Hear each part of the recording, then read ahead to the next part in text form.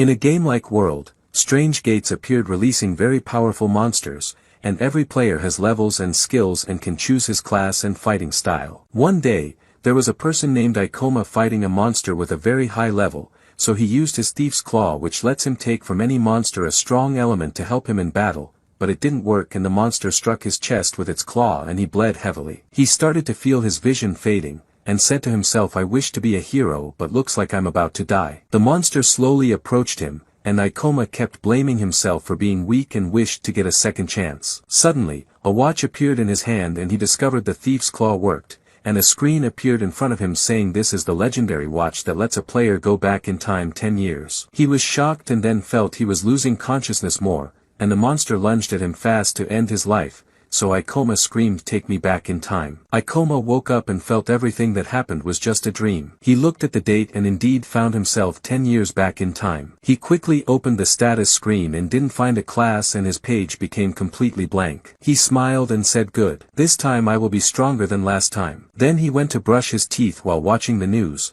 and heard the announcer warning people not to enter the gates because the number of monsters keeps increasing and their power level rises every year. Ikoma said to himself there won't be these silly debates in the future, and he was happy he returned with his memory and knew everything that would happen beforehand, and also had experience on how to gain points and knew the locations of the valuable things in the whole world. He decided to get the first ranking, and to do that he needed to reach level 10. So he went to one of the F-class gates, and inside he found a goblin that if he killed would take him to level 6, but an older man got ahead of him and killed it. The man asked, are you okay, rookie? Ikoma was surprised and didn't reply. The man continued, being here alone is dangerous. Goblins are weak but they might gather on you. Ikoma asked, who are you? And the man replied, I'm Kenji at level 16 and a long sword user. I'm here to protect beginners who come to this dungeon. He got to know Ikoma and began telling him he once had a company but lost it when a disaster happened in one of the gates, and ended up staying here to protect people. Ikoma went back to killing goblins until he reached level 10, so Kenji told him, well done. I expect you will be a very strong adventurer in the future. Ikoma said to himself, even if my rank dropped I was once in the highest rank S. Kenji told him excitedly, now you can choose your class. You must take your time to think. Ikoma thought that class depends on skills and stats, meaning after spending skill points on certain stats you gain skills. Kenji advised him to be a long sword user, then reconsidered and said, but your fighting style looks better for thieves. Ikoma laughed inside because he was a thief originally. Kenji noticed Ikoma had no skills at all and asked, didn't anyone teach you at school that strength and speed stats are the most important, and told him right now those two skills are very necessary. But he was shocked when Ikoma put his skill points into fall resistance and gravity magic. Kenji told him these skills are useless and you rarely fall anyway to pick fall resistance, but Ikoma ignored him and added more points to the same two skills. Kenji got more and more shocked and lost hope in him, and told him what you did means you can only choose duelist or villager. But a hidden choice appeared to Ikoma that he knew because in the future it would be discovered by accident,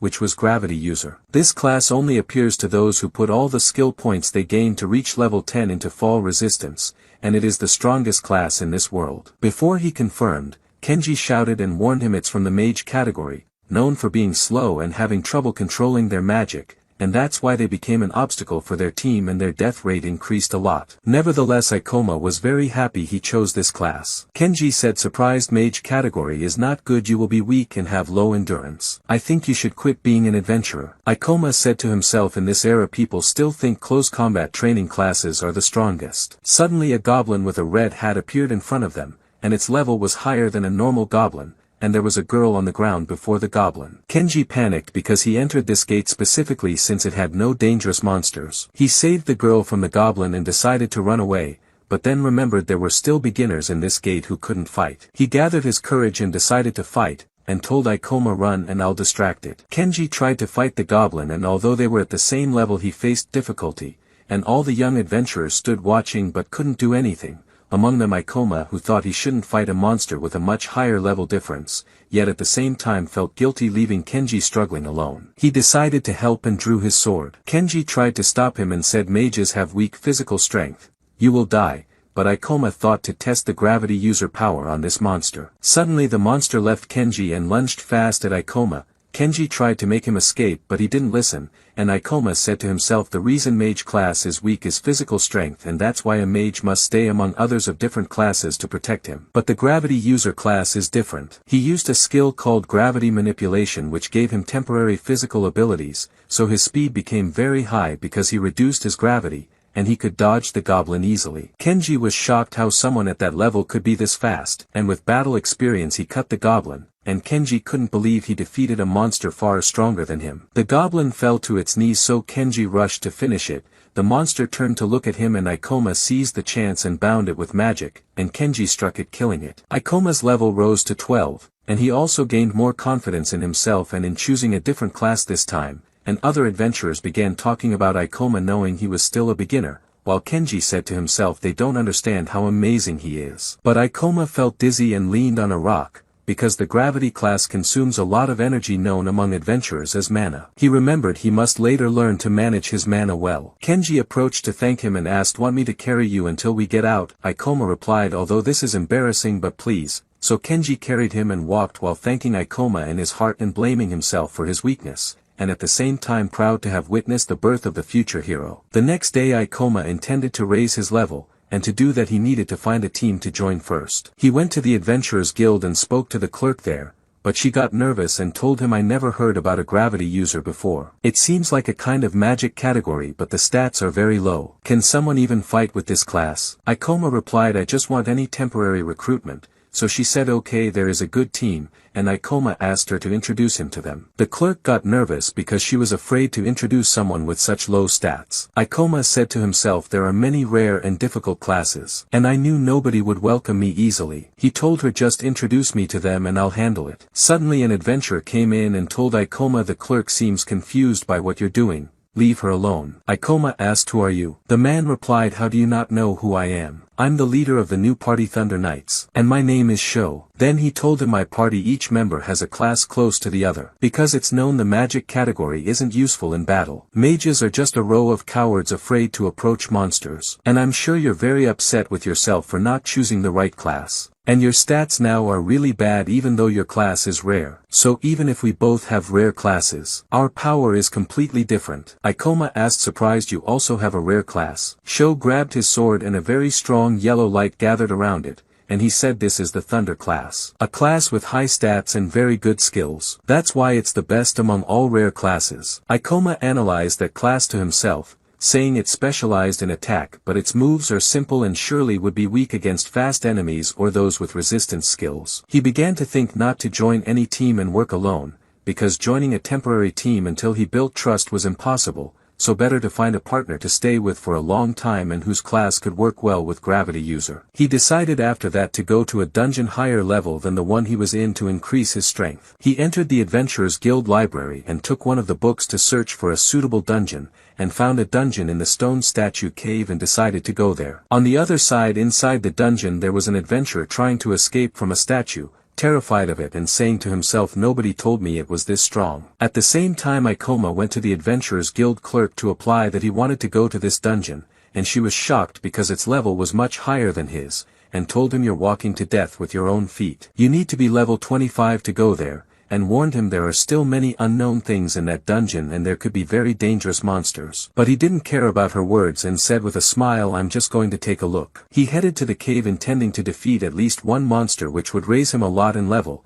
and while he was walking inside the cave, suddenly one of the statues raised its sword and swung it at him. Ikoma dodged it easily and said, what a cheap style, looked and saw it was level 20, so said that's perfect, and stabbed his sword into the statue, cutting it in half easily, and gained a skill allowing him to manipulate gravity and its direction. He found on the ground the monster's magic gem, so he took it as proof he defeated it, then gave up the idea of returning after killing just one monster, and decided to try the new skill he had acquired. On the other side Sho and his party were in the same cave, and Sho broke one of the statues with one strike, reaching level 26. Then he told the party, we must go to a higher level gate, and one from the guild mentioned Ikoma, and asked Sho, don't you feel guilty about what you told him? Sho replied mockingly, you know I'm very kind and that's why I tell the weak they're weak to their face so they don't go to dangerous places and get themselves killed. Suddenly they heard footsteps, so Sho got excited thinking another statue to defeat, but a female member of his party said fearfully, the footsteps sound very heavy, looks like a big monster. He said surely there will be slight differences between statues. Then a statue appeared to them and it was much larger than he expected, and the difference was not small,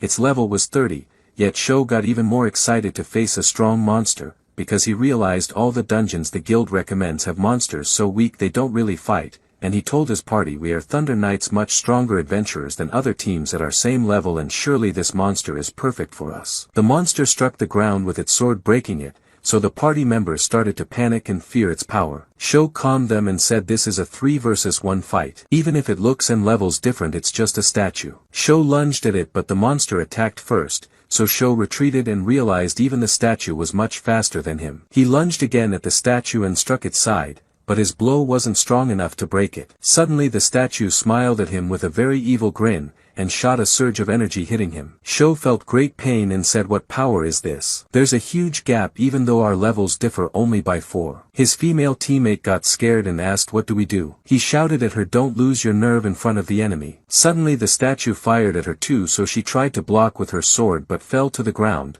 and quickly it attacked the rest of the party and none of them could resist. Sho began to panic and asked, why is this happening? Were monsters always this scary? He gathered his courage again and used his thunder strike on it, his strongest attack, yet the strike didn't affect the monster, and the statue laughed mockingly. Sho noticed the statue had resistance against lightning, and suddenly it grabbed his sword and broke it. Sho cried in fear as the monster trapped him and raised its sword, and Sho begged it to spare him, but the statue ignored him and decided to end him with one strike. At that moment Ikoma appeared and used his new skill called gravity splitting. But it didn't affect the statue, so Sho told him, I thought you could beat it but you're barely dealing damage, but Ikoma ignored him and thought that gravity splitting drains a lot of mana from him, and so he couldn't face this monster except by other skills and using tricks. Quickly the monster swung its sword at him, and Ikoma dodged skillfully and used reverse gravity and jumped onto the statue's head. Sho was surprised by his agility and realized the gravity user class wasn't weak like he thought.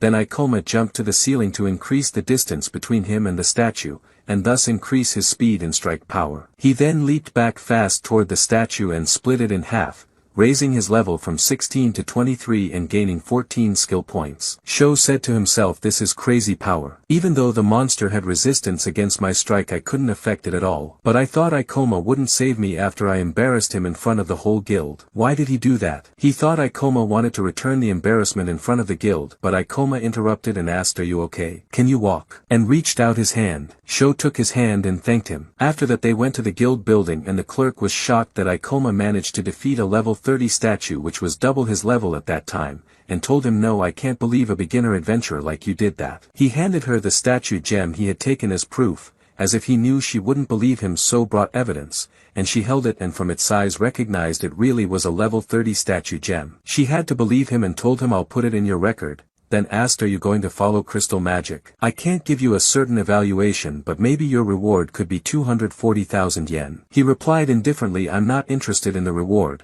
and Sho's voice interrupted saying, I was looking for you to thank you. And I have good news for you. I'll allow you to join my team. Everyone in the guild was shocked that the Thunder team was requesting a specific person to join them, since it's well known and rises very fast. Sho continued, you're really lucky that I discovered you myself. But Ikoma refused and everyone in the guild couldn't believe someone would refuse to join the Thunder Knights. Sho asked nervously, weren't you looking for a team? Ikoma replied, no, I changed my plans, and left, while Sho stood shocked and deeply embarrassed in front of the whole guild that an adventurer lower level than him refused to join his team. Ikoma thought that if he kept going at this pace and raised his level he would be ready for a gate called the Crazy Dream Theater, where a very rare item would appear that he had in the future, and caused a huge stir. The next day he entered the guild with a bag containing a large number of gems, and asked the clerk to exchange them for money. Everyone in the guild looked at him in surprise, and the clerk asked nervously, did you hunt this large number alone again? She was also shocked that his level had risen so fast although he was a mage and alone,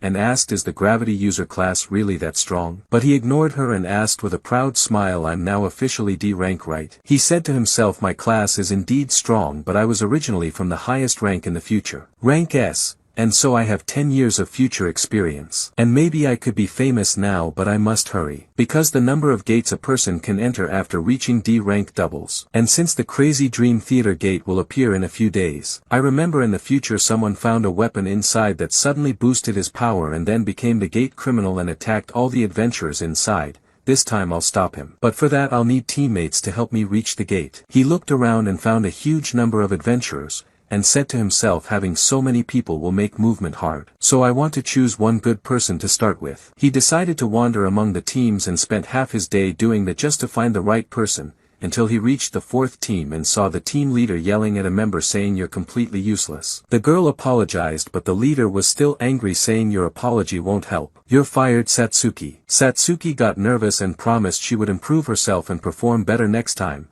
But the leader Io replied angrily, your skill efficiency and strength are very low and completely useless. Besides, you're very stupid. You should actually pay me for letting you be here in the team. The girl cried and didn't know how to respond, and Ikoma passed by thinking he wasn't happy seeing this, but there was nothing he could do. And of course he couldn't risk his life choosing someone based only on emotions. Io continued insulting her, saying your shaman class is very weak and has no future, so Ikoma stopped when he heard the word shaman, because it's the class most compatible with his gravity user class, and also very useful for entering the crazy dream theater gate. Io noticed him looking at them and asked angrily, what do you want? He apologized and said, I came here looking for members, so she checked his rank and found it D and told him there's an empty spot in my team if you want to join us. She was shocked when he told Satsuki join me, and Ikoma thought shaman is a very good chance I can't waste. Satsuki bowed before him and said, if you don't mind that I'm useless, please take me with you. Io said angrily, shamans are useless. Don't regret what you just did. Ikoma replied, thanks for your advice, but I think I have more experience and information than you about classes and ranks. He thought that with a shaman he could cover his weaknesses as a gravity user, and surely it would make it easier for him to get the weapon. The next day Ikoma sat with Satsuki,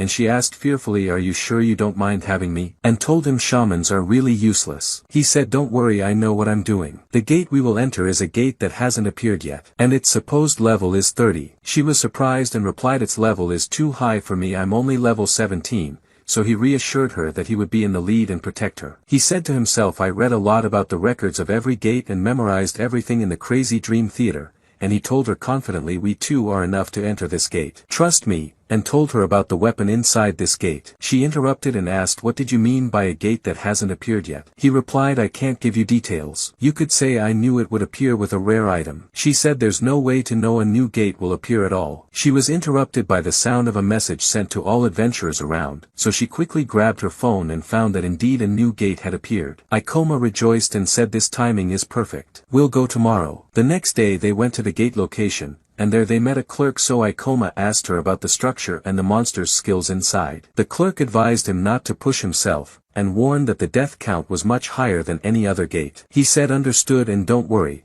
then took Satsuki and entered the gate. He noticed Satsuki was anxious and asked, are you okay? She told him, I'm a bit scared, and Ikoma apologized for bringing her and reassured her that if anything happened they would retreat at once and he would protect her. Satsuki replied angrily, no, I'll do everything I can and show you my killer skills. He asked her, have you learned mana drain skill? This skill is magic that steals mana from the enemy and you can give it to your partner, very useful for Ikoma because his skills need a lot of mana, allowing him to stay longer in dungeons, fight, and raise his level. She told him, yes, I learned it, but it's not efficient yet. So he thought surely those issues came because the people with her lacked experience, and told her, I'll try to hold the enemy steady while you use mana drain. When they entered inside they met the circus bear level 29, and it attacked Ikoma. He pinned it in place and Satsuki used mana drain on it, a black shadow ball, and once it hit the mana transferred to Ikoma. He jumped using reduced gravity, then doubled his gravity and landed with full force on the bear, killing it. After that Satsuki told him, I just gained 3 levels at once and I'm happy. But at the same time I blame myself because I feel I'm using you. He said, no, your power will be very useful and we are partners, so it's important for both of us that you increase your level. She was very happy at the word partners because it wasn't like that in Io's team. She told him, I promise I'll try to be more helpful in the next battles. He tried to comfort her and said, just do your best within your limits, don't push yourself. He thought to himself, herself I'm worried about her lack of self-confidence, but it's good she has motivation. And I think I still have fighting sense and know how to battle. And now the important thing is to defeat this gate's boss and take the weapon before the criminal. On the other side, the criminal he was talking about named Kaoru was fighting someone in the same dungeon,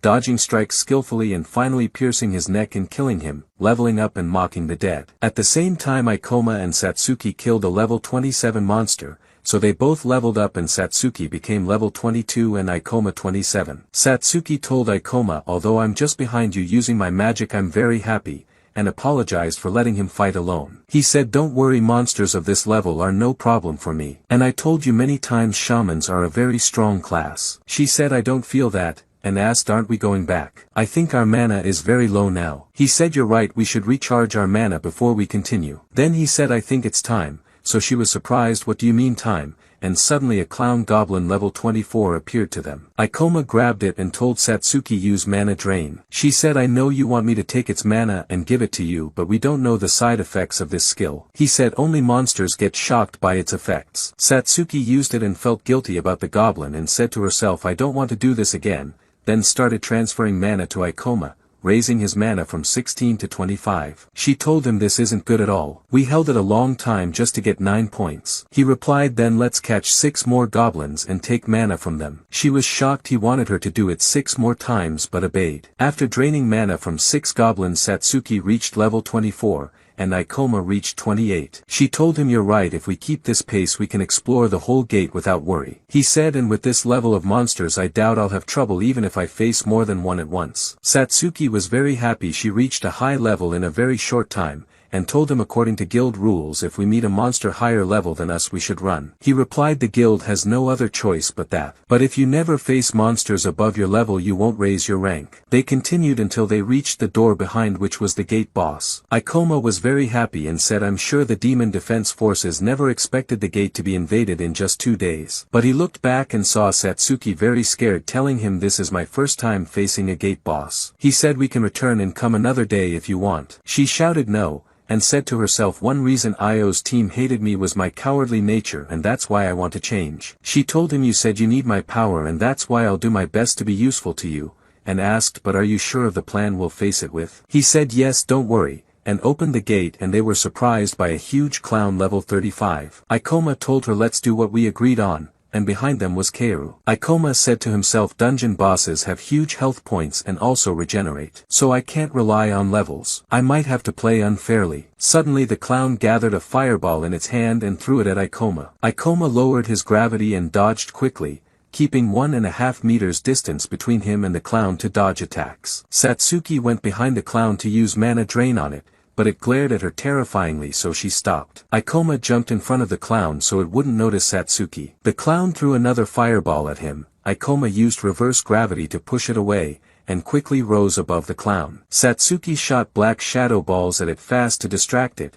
and Ikoma jumped with reduced gravity, then increased it again and landed full force on the clown, killing it. His level rose to 30, and Satsuki was very happy and asked, what do we do next? He replied, the gate will start closing so we must leave here quickly. She asked, surprised, we can't get out if it closes? He replied, don't worry, it takes half a day before closing. Finally the sword Ikoma wanted appeared, named the Crown Blade. He said to himself, it should be most compatible with gravity users. A screen appeared in front of him saying that this sword speeds up skill development and reduces mana usage. Satsuki told him, it doesn't look as strong as you were talking about. He replied, no, this is a powerful weapon. Its rank and attack power are just extra. The most important thing is its effect, because it raises the level of every skill with a skill called balance cutters. And this is very useful for gravity users because they're in danger when switching between skills. And it also covers the problem of mana depletion and using skills one after another. Satsuki was amazed but at the same time very scared, and asked, does this mean you don't need me anymore? He replied, if possible, and if you don't mind, I want you to keep going with me, because even if I have this weapon it doesn't change the fact my mana runs out quickly. Satsuki was happy but felt rivalry against the sword. After that Ikoma opened the status screen and put some points into gravity magic skill, raising it to level 2.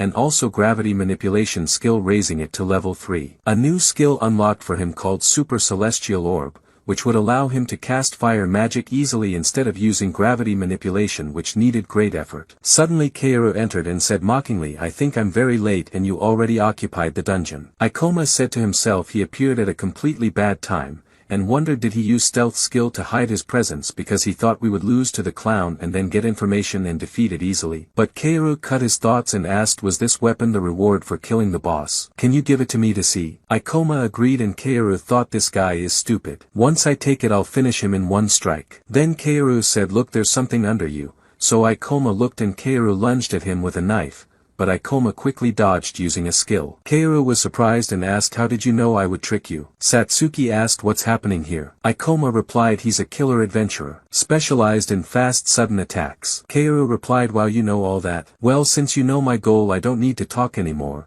and ordered Ikoma to hand over the weapon. Ikoma said to himself, "One advantage of dungeons is they leave no traces, so if I kill him no one will know." Satsuki was extremely worried about what was happening, so Ikoma told her, "Don't move a single step. This man is very fast and his hits are deadly, especially for shamans. If he touches you he could pull your heart out of your body. I'll handle him." Ikoma lunged at him using gravity splitting skill, but Kaoru blocked the sword easily and mocked Ikoma for obviously never having killed anyone before, and said, "I've killed many people before and I have the advantage in this fight." They kept fighting until Kaoru noticed Ikoma reading his moves and keeping up easily even though the level gap was big. Kaoru was injured in his eye and Ikoma lunged at him. Kaoru was very surprised at how strong he was, so he stepped back, and Ikoma stayed in place to not move away from Satsuki. Satsuki launched her shadow ball at him, but Kaoru moved quickly dodging it and headed toward her, so Ikoma stood in his way. Satsuki felt completely useless, and the clash between Ikoma and Kaoru continued while Kaoru greatly enjoyed it. Ikoma dodged his strikes skillfully, but suddenly Ikoma kicked his chin quickly, yet Kaoru realized Ikoma was consuming a huge amount of mana, and asked, "You're about to run out, right?" "Indeed." Ikoma thought, "My energy is ending and I must finish this with my next strike." Ikoma jumped high into the air seemingly aimless and stood on the ceiling. Kaoru got nervous, not understanding what he was doing, and at the same time couldn't reach him. Ikoma decided to put all remaining mana into this attack, doubled his gravity and landed full force pressing down. Kaoru dropped his knife and Ikoma cut him. Satsuki was very happy and told him, "You won," but he shocked her by apologizing and saying, "I lost." She saw Kaoru stand up again and Ikoma had no energy left to fight. He told her, "Run quickly." Kaoru mocked him for fighting while exhausted from battling the clown to protect Satsuki. Satsuki was shocked because she didn't realize that's what happened, and Kaoru admitted he admired Ikoma's bravery. Satsuki cried and felt she was a burden to Ikoma and regretted coming, thinking to herself, "I wish I had done as Io said and quit adventuring." But she remembered when Ikoma told her, "Please, I need your power," so she got courage and decided to attack. Kaoru was distracted arguing with Ikoma because he didn't want to tell him his full name, and suddenly raised his knife deciding to kill Ikoma. But Satsuki intervened and launched her shadow ball at him and this time hit him. Kaoru felt pain, but because he was already injured from fighting Ikoma, the hit itself was weak. Satsuki ran to Ikoma and he shouted at her for not escaping as he told her. She said, "I won't run and leave the only person who told me I matter," and used mana drain, giving him all her mana. At the same time Kaoru got furious at her and intended to kill her first for what she did, but in a moment Ikoma rose again and blocked his strike. Kaoru was shocked he regained energy so fast. Ikoma told him, "Now you're the one dying and I'm the one with plenty of energy. Let's see who wins." He lunged quickly and Kaoru couldn't resist and retreated, yet insisted on continuing the fight and tried. Suddenly Ikoma used a skill called Gravity Grant, which he hadn't used before because it was very slow, but now with the sword speeding it up he decided to try it. He launched a black ball that once it touched Kaoru smashed him strongly into the wall. Kaoru got very upset because he lost to someone lower level than him. Then Ikoma told Satsuki call people from the Demon Defense Agency to watch him, so she went to do that, and Ikoma said to himself, "Normally all monsters disappear after the dungeon boss is defeated, so surely it won't be hard for her to get out alone." Kaoru looked at Ikoma and thought, "I believed he was just a brat. But clearly his battle experience is far beyond mine. Who is this person?" After that Ikoma and Satsuki sat in a cafe, and Ikoma saw on the news page that Kaoru had been arrested. Satsuki told him, "Surely the Demon Defense Agency will summon us to question us." He replied, "It's hard to expose dungeon crimes to the public. And as long as the offender isn't clearly guilty the agency will stop the investigation." Ikoma thought this country changed a lot after the gates appeared. Crimes outside the gates decreased greatly, and because of social changes many people became poor. Satsuki interrupted and told him I knew the gates were lawless zones. But I never expected to meet a serial killer there. Ikoma asked, are you scared? And told her this will be common and always happen if you keep being an adventurer. And this is the world we live in now. And adventuring isn't the only way to make money. She replied, I'd be lying if I said I'm not scared. But I was so happy when you thanked me for saving you when I gave you mana. I felt I mattered. And I'm sure in the future there will be scary and hard moments. And I will stay by your side. Ikoma was surprised by her words and agreed they would continue together. She told him she had never taken a step for herself before.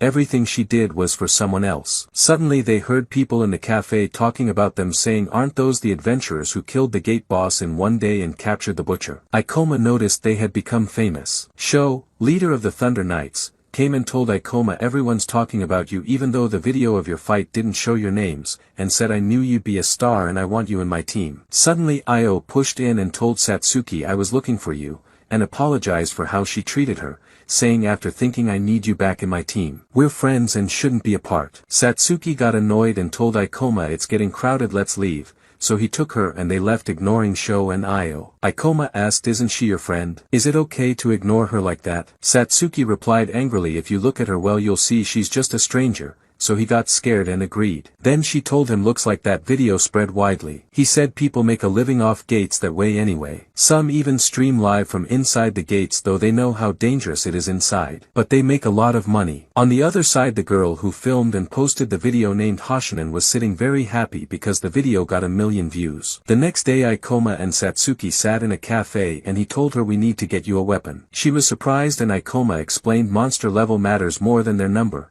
So having a strong weapon is very important because it covers the firepower gap of a shaman. Our next raid will be on a gate to earn money to buy you a weapon. Satsuki was surprised he wanted to do all that for her. He told her of course it's important for me that my partner has good gear. She was shocked and happy as usual. She asked which gate will earn us money. He replied I already found one called the Tomb of the Old King.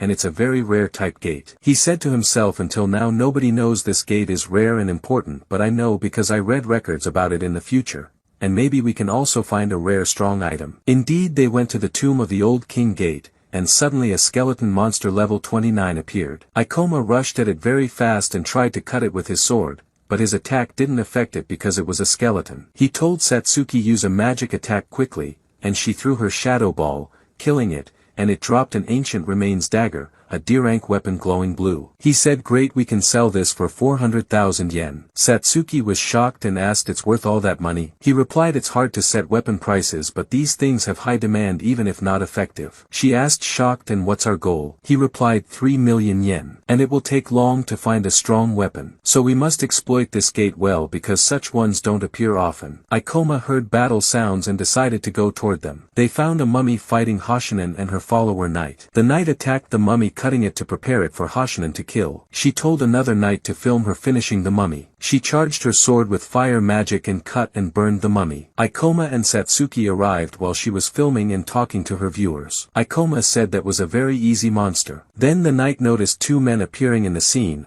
and Hoshinen turned angrily yelling at Ikoma and Satsuki. She told Ikoma, even after you ruined the video and appeared in it you're saying things destroying all my work too. He replied, no, I was just trying to advise you that what you're doing is lying and deceit. One of the knights tried to calm Hoshinen and told her ignore the haters. She got an idea and grabbed the camera, and told Ikoma, since you're brave enough to judge people surely you have strong abilities. So how about challenging me in collecting magic crystals? If I win you'll apologize for what you said on camera. If you win I'll do anything you say. Ikoma agreed to the challenge and she told him we'll meet after 3 hours. After Ikoma left, one of the knights asked her, why did you do that? She replied, because it will be great content. We need something exciting to show so we earn a lot of money. On the other side Ikoma kept defeating mummies by jumping over them and doubling gravity to crush them with full force, raising his level from 30 to 31 and also finding a rare item, a D-rank glove. Satsuki asked was it necessary to accept this challenge. He replied, although it will be a very bad video if I lose. But I don't plan to lose in any gate anyway. And if she loses quickly she might rethink her actions. Then they entered a door and found themselves surrounded by statues and the path blocked. Suddenly one statue's eyes glowed and the door shut with iron bars. Ikoma realized it was a trap but would be very beneficial if they came out safely. Suddenly the statue said to Ikoma, answer my questions and prove your knowledge. match. I will keep questioning you until you can't answer,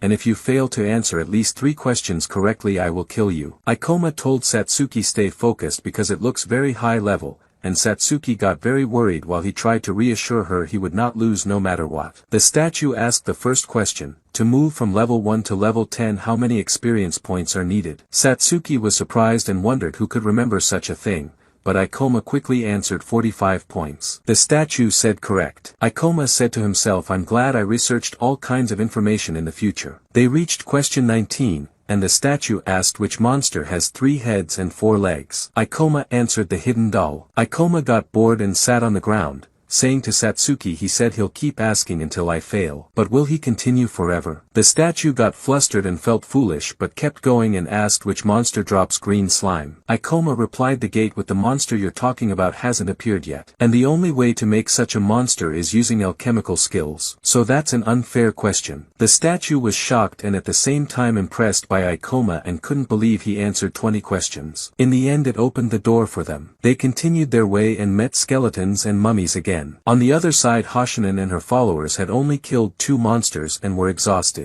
The knight told her we're going to lose. What will we do? She replied if we lose just give him some money and let him pretend he lost. Suddenly Ikoma appeared and Hoshinin arrogantly asked him what did you do? Don't worry maybe I'll forgive you if you apologize. He showed her the things he collected and she was shocked. He mocked her and said I heard you say I'll forgive you maybe. She got nervous and replied the match isn't over yet, then took her followers and left angry. Satsuki asked Ikoma do you have a grudge against her? He said no that's not it. Although she didn't take it seriously when she spoke, the reason is an adventurer must always be ready to die. This isn't something you do in free time and that's it. If she continues like that she'll die. On the other side Hoshinin was thinking how to beat Ikoma, and one of the knights interrupted saying we're going deeper and don't have enough mana. She replied I know we must save mana to get out of the gate but I can't return like this. 8 years ago the world was in chaos. There were many more gates than now, and monsters were occupying the city. Hoshinin was trying to escape with her brother and protect him, always hating the feeling of helplessness that followed her. Yet she kept living and learning,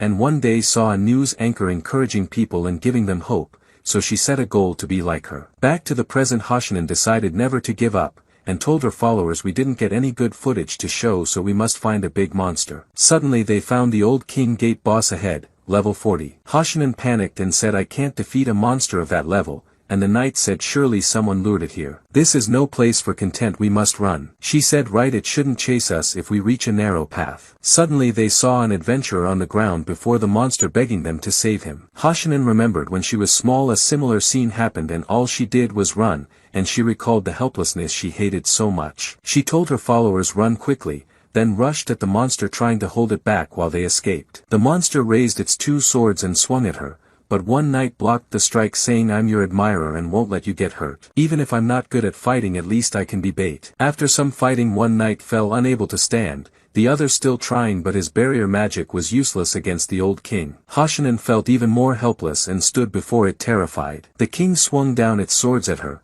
but suddenly a voice said you're very reckless. It was Ikoma saving her from the blow, pulling her away and standing on the ceiling. She asked what brought you here. He replied because I felt you do something stupid and I was right, and told her but I heard about you from an adventurer who said you saved him so I guess I lost the bet and take back what I said about you. The king threw one of its swords at the ceiling so Ikoma dropped down before it hit them. The king tried to strike him midair but Ikoma increased his gravity slightly and blocked it. Satsuki launched her shadow ball at the king but it had no effect. Ikoma thought they couldn't run because there were injured people with them, and the old king wasn't easy like the clown even though he had the crown blade that boosts his power. He asked Satsuki to give mana to Hoshinin while he distracted the monster until she finished. He faced the old king thinking Hoshinin had used fire magic before so surely she could use healing magic on herself. Then he thought his attacks had no effect on the old king, which made sense because partial gravity reduces offensive power. Suddenly one of the knights regained consciousness and used support magic on Ikoma to help him keep up with the monster. The other knight with the camera also woke up, amazed by Ikoma's fight and skill and started filming. Satsuki finished transferring mana to Hoshinin,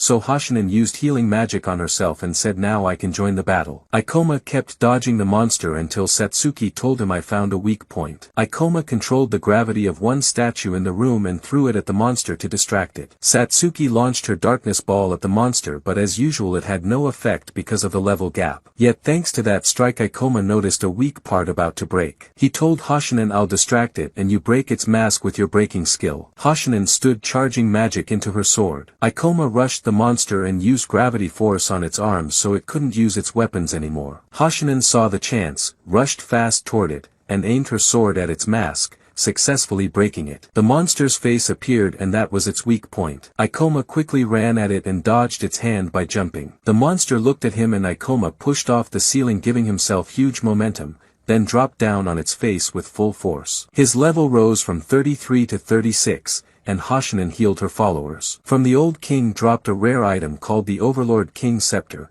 ranked C like Ikoma's sword, with a skill that boosts black magic power. Ikoma took it and said to Satsuki this would be perfect for you. She got nervous and asked really can I take it? Ikoma said Hashinen and the others worked hard fighting the monster too so we should give them the scepter. But Hashinen said no don't worry take it. In the end you saved my life. I'll also give you my magic stones and weapons. Ikoma refused and said I already told you I lost the challenge. I'll take back what I said about you. But if you really want to be a true adventurer you must stop what you're doing. One of the knights shouted what are you saying? Hashinen has huge responsibilities like her mother who lost the ability to walk after the gate disaster. And she has 5 siblings to care for because their father died. Do you know how hard it is to be the eldest brother in those conditions? Ikoma was shocked and apologized to them all. Hashinen told him it's not that I adventure because there's nothing else to do. I want to make people smile somehow. Ikoma replied that's a good goal. And I believe in you. After they left, the knight who filmed Ikoma fighting spoke to Hashinen about what he did. The other knight said good that the equipment is still intact but we don't have enough gems to make the video. He replied I have an idea. Meanwhile Ikoma and Satsuki were at the guild,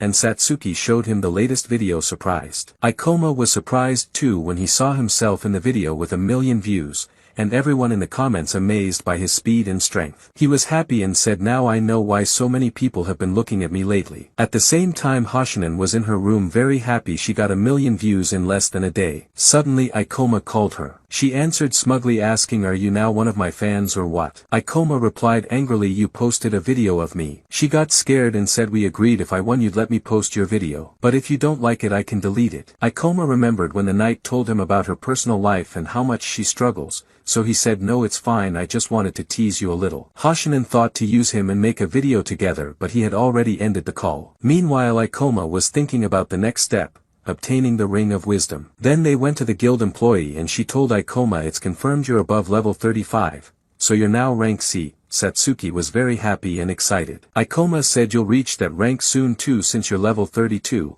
and the employee was still shocked that he's the fastest person to reach rank C in the entire guild. But Ikoma wasn't satisfied with that rank and said to Satsuki I want to reach rank B by the end of the month. She was shocked because it's impossible to reach that rank in such a short time. He replied there's an item I want to get that's in a place only rank B or higher can enter. It's a high difficulty gate called the Library of Illusions. She asked is that the item you were talking about before? He replied it's called the Ring of Wisdom and it might be related to the gate phenomenon. There's a chance it has a hidden effect. Then he said but that means I'll drag you with me for my personal goals. And I think it will be very hard without you so maybe I'll trouble you a bit. She answered don't worry leave it to me. I'm happy you rely on me. She said but reaching rank B is very hard. He replied don't worry I have a plan. First they went to the Savage Tribe Gate and defeated its boss level 32, then to the Sea Mermaid Queen Gate level 30 and killed her, then did the same with the Mixed Insects Queen Gate level 36 all in just 1 week. Satsuki said I know they're gate bosses and low level but shouldn't defeating them be harder? Ikoma replied bosses are strong and have high attack power. But at their level their moves are very simple and have no special skills. Ikoma searched for more easy gates nearby and raided 2 more. Then they went back to the guild employee who trembled with nervousness seeing all these achievements in such a short time. Ikoma said we want to rank up to B because we have a very dangerous mission to do. A man older than Ikoma objected to him being promoted to be so easily and quickly. Ikoma looked at him and remembered he's a contracted adventurer with the guild,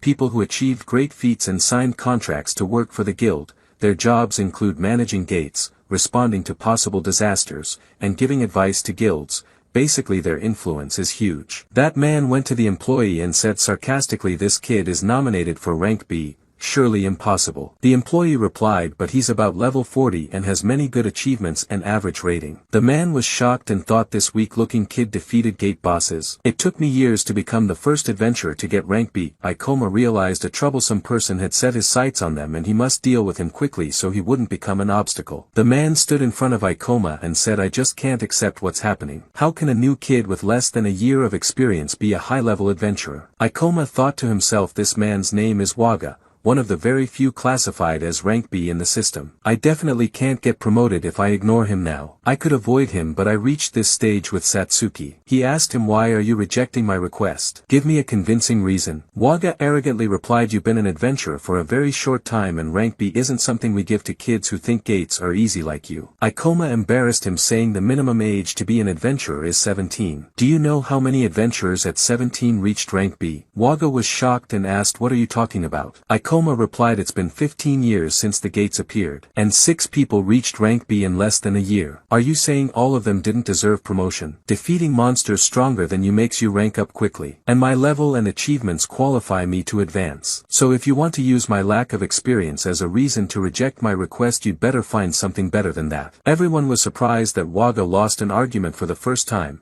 and Satsuki was very impressed by Ikoma because even though his experience is small, he has huge knowledge. Waga got angry because he looked foolish in front of everyone. Waga asked the employee about Ikoma's class and level. She told him level 38, class gravity user. Waga was surprised because he never heard of gravity users before. The employee said it's a branch of magic. Waga said to Ikoma, "I was indeed stubborn and refused without thinking well. But there are still conditions. I'll check myself if you're fit for rank B. Come to the training arena if you have the courage." Ikoma went and stood facing Waga and all the adventurers gathered to watch. Waga told him, "I'll allow you to rank up if you convince me in a mock battle." The watching adventurers whispered that Waga left 2 people almost dead before in mock battles. Ikoma surely won't have any chance. Calling him to a fight is just an excuse to kill him. The level gap was huge because Waga was level 47 while Ikoma was 38. And Waga was classed as a beast warrior, which is better than Ikoma in every aspect. Before starting, Ikoma opened his status screen,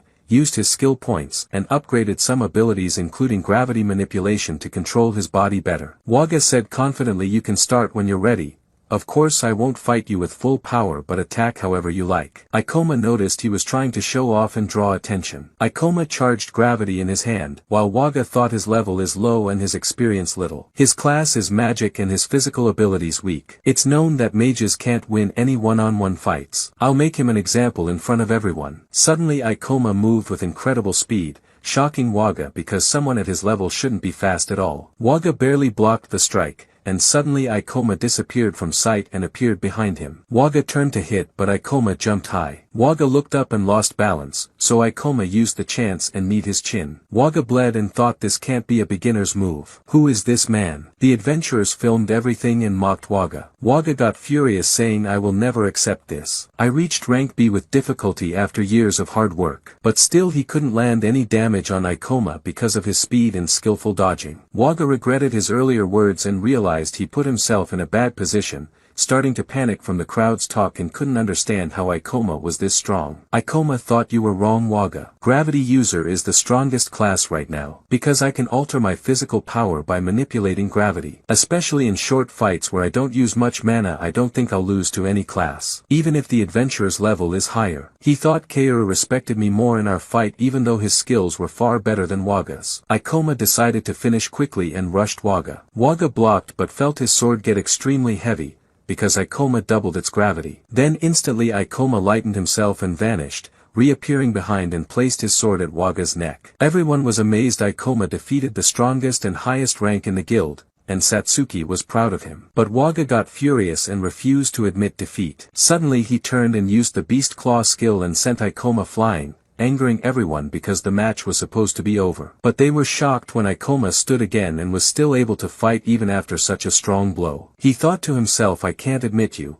How am I feeling pressure from a kid lower level than me? If this rumor spreads, the guild won't ignore it." He said to Ikoma, "Your rank won't rise. It's over." All the adventurers were shocked and Waga had to give a reason. He told Ikoma, "Maybe you're smart but your attacks aren't strong. You won't be able to kill any monster even after I let you push me this far.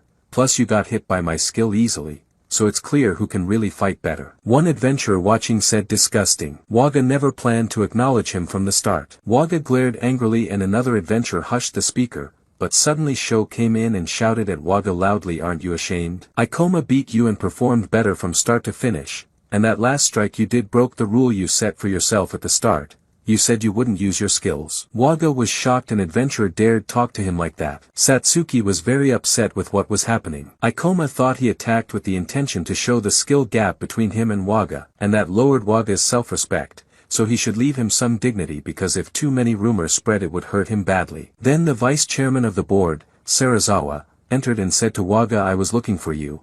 What are you doing here?" Waga replied, "I was testing this guy and found it a waste of time." Sarazawa said surprised, "But there aren't supposed to be accidents or injuries in mock battles." Waga said it's just a scratch. Then Sarazawa told him to come to his office because he needed him for something important. Before leaving, Waga said to Ikoma, "The matter's over and I'm busy unlike you." Sho was furious at Sarazawa's reaction and how he ignored what happened. Satsuki asked, "What will we do?" Ikoma answered annoyed, "We'll have to find another way." Meanwhile Sarazawa asked Waga, "Why did you have to hold a mock battle with that guy?" Waga answered, "Because that brat wanted to rank up to B and I gave him a lesson." Sarazawa thought, surprised a kid like that wants rank B. Does he think adventuring is easy? Maybe Waga's reaction makes sense. When they reached the office, Sarazawa told Waga about a new gate called the Monster Museum, a rank B gate, and said it would be a big deal if they left it unsupervised. He also said if they gave more chance for adventurers to rank up it would increase magic crystal gathering. But they got a report the monster distribution inside changed a lot and the monster's magic concentration became unnatural. Waga replied, "If you want me to destroy the gate and all monsters I can do it,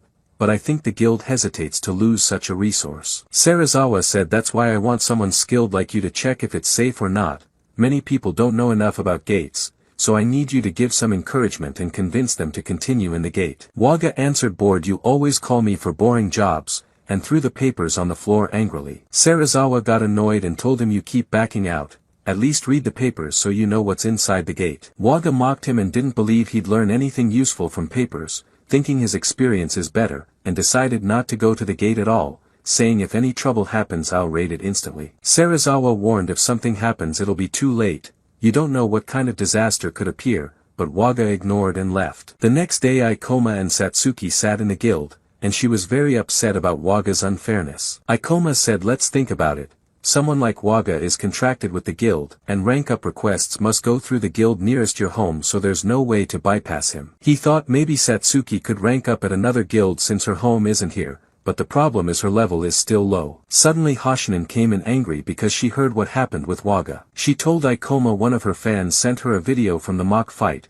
so she posted it titled, "Guild Truth. Waga's Tyranny," and it got tons of views and negative comments about Waga. Ikoma replied with disgust, "You just want the views, right?" She answered nervously, "No, I really owe you after you saved me, so I thought this might help." But she admitted proudly her earnings increased from those views and she was happy. Ikoma told her calmly, "Try not to push things too far, and anyway gates are full of unknown dangers. The guild has no choice but to rely on people with real experience like Waga, and I doubt Waga will change if people criticize him in comments. You'll just make him target you more." Suddenly Satsuki got a phone alert, a warning of a B-rank monster disaster of the flood type in Tokyo and everyone must evacuate. Flood type means many monsters spilling from a gate attacking the city and the only way to stop them is to kill the gate boss. Ikoma was shocked because this disaster never happened in his future. Hoshinin said this gate was supposed to be under guild protection, how could it go out of control, and she felt helpless again because she never entered a B-rank gate and her level is low, yet she decided to go help people anyway. Ikoma said, "I'm coming. No one knows what could happen if this disaster lasts longer." Meanwhile Waga was there with some adventurers fighting a level 34 wolf. He jumped and killed the wolf but felt it was much harder than expected and that Sarazawa was right, which could hurt his reputation after what happened with Ikoma. The demon defense adventurers admired and praised him, but he glared angrily saying, "I don't want to talk with C-rank types like you. Where are the higher ranks?" They answered, "Only a few B ranks like you, and yes, we called them but don't know when they'll arrive." Waga was frustrated because if something happened he might lose his position. He thought about the gate boss Phantom Fox level 47 and tried to reassure himself he had enough experience to kill it and be seen as a hero, planning to blame Sarazawa fully if there were losses. But suddenly another monster appeared unrelated to the guild's info, a phantom fox level 55. It had 2 heads, terrifying all the adventurers. What made the monster like this was evolution, because when monsters level up their forms change unlike humans,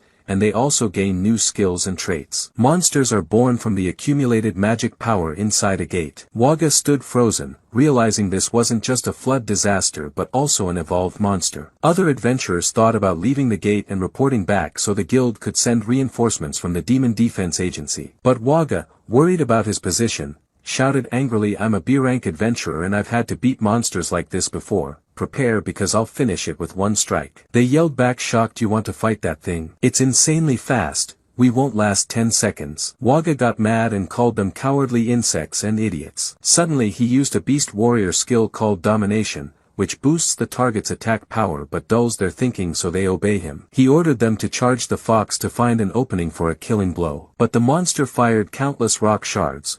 Waga dodged and ran, then the fox quickly chased and slashed his chest. Waga felt helpless. He couldn't beat the monster no matter what. He used a skill to fake death so the beast would leave, but this monster had a body part sensing movement. It knew he was alive and grabbed him. Meanwhile, Ikoma and Hoshinen were in the city rescuing and healing people from monsters. Hoshinen said, "We can't keep this up. If we don't stop the flood the whole city will fall." Ikoma replied, "Yeah, you're right. We've been at it for half an hour and no one's defeated the gate boss. The Demon Defense agents should have done it by now." He began suspecting they'd been beaten and the situation was worse. At the same time, Waga attacked Demon Defense agents, because the monster had taken over his mind and he wasn't conscious. They tried to stop and fight him but couldn't. He outranked and outleveled them. He used Beast Claw, the same move he'd used on Ikoma in the mock fight, and took down their leader, Kurosawa. Waga raised his sword to behead him but suddenly Ikoma appeared, blocking with a sphere of gravity energy. Kurosawa said Waga isn't someone a mid-rank like you can handle,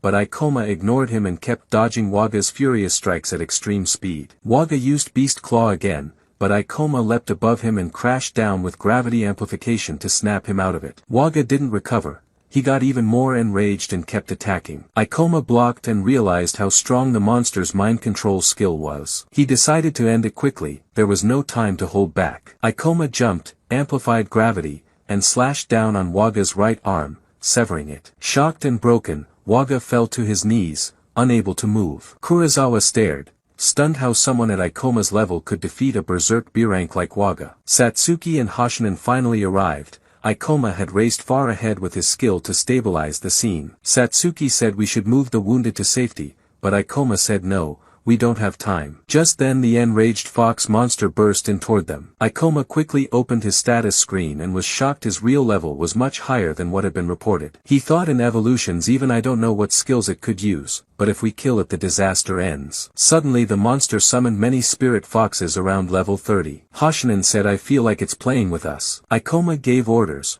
handle the spirits and evacuate demon defense agents, while he aimed to strike the boss directly. They agreed and scattered. Kurosawa warned Ikoma this boss is level 55, do you understand? If no other teams arrive there's no hope. Ikoma said you're delaying me, and dashed off. Hoshinen shielded him from the spirits as he closed on the boss. He noticed something like an eye on its body and said that's an evil core, probably good news. The monster hurled debris from afar, pelting Ikoma with rocks. Hoshinen realized it was manipulating the battlefield. Ikoma exploited the flying stones, springing across them at blinding speed. Kurosawa stood frozen in awe. Such movement meant years of brutal training. As Ikoma closed in, the fox grew nervous. Ikoma taunted it because its attacks failed, making it shriek and charge. Ikoma leapt, manipulated a huge rock with gravity, and smashed it toward its maw. The fox shattered it with its fangs, but Ikoma instantly formed a black gravity sphere and said if I defeat you the gate will close and the monsters rampaging the city will vanish. I don't have time to play around. Kurosawa whispered aside from Waga being B-rank, how many people in the world could pressure a level 55 monster like this? There's no doubt this adventurer is A-rank. Suddenly the monster recovered and launched a barrage of fast stones at Ikoma,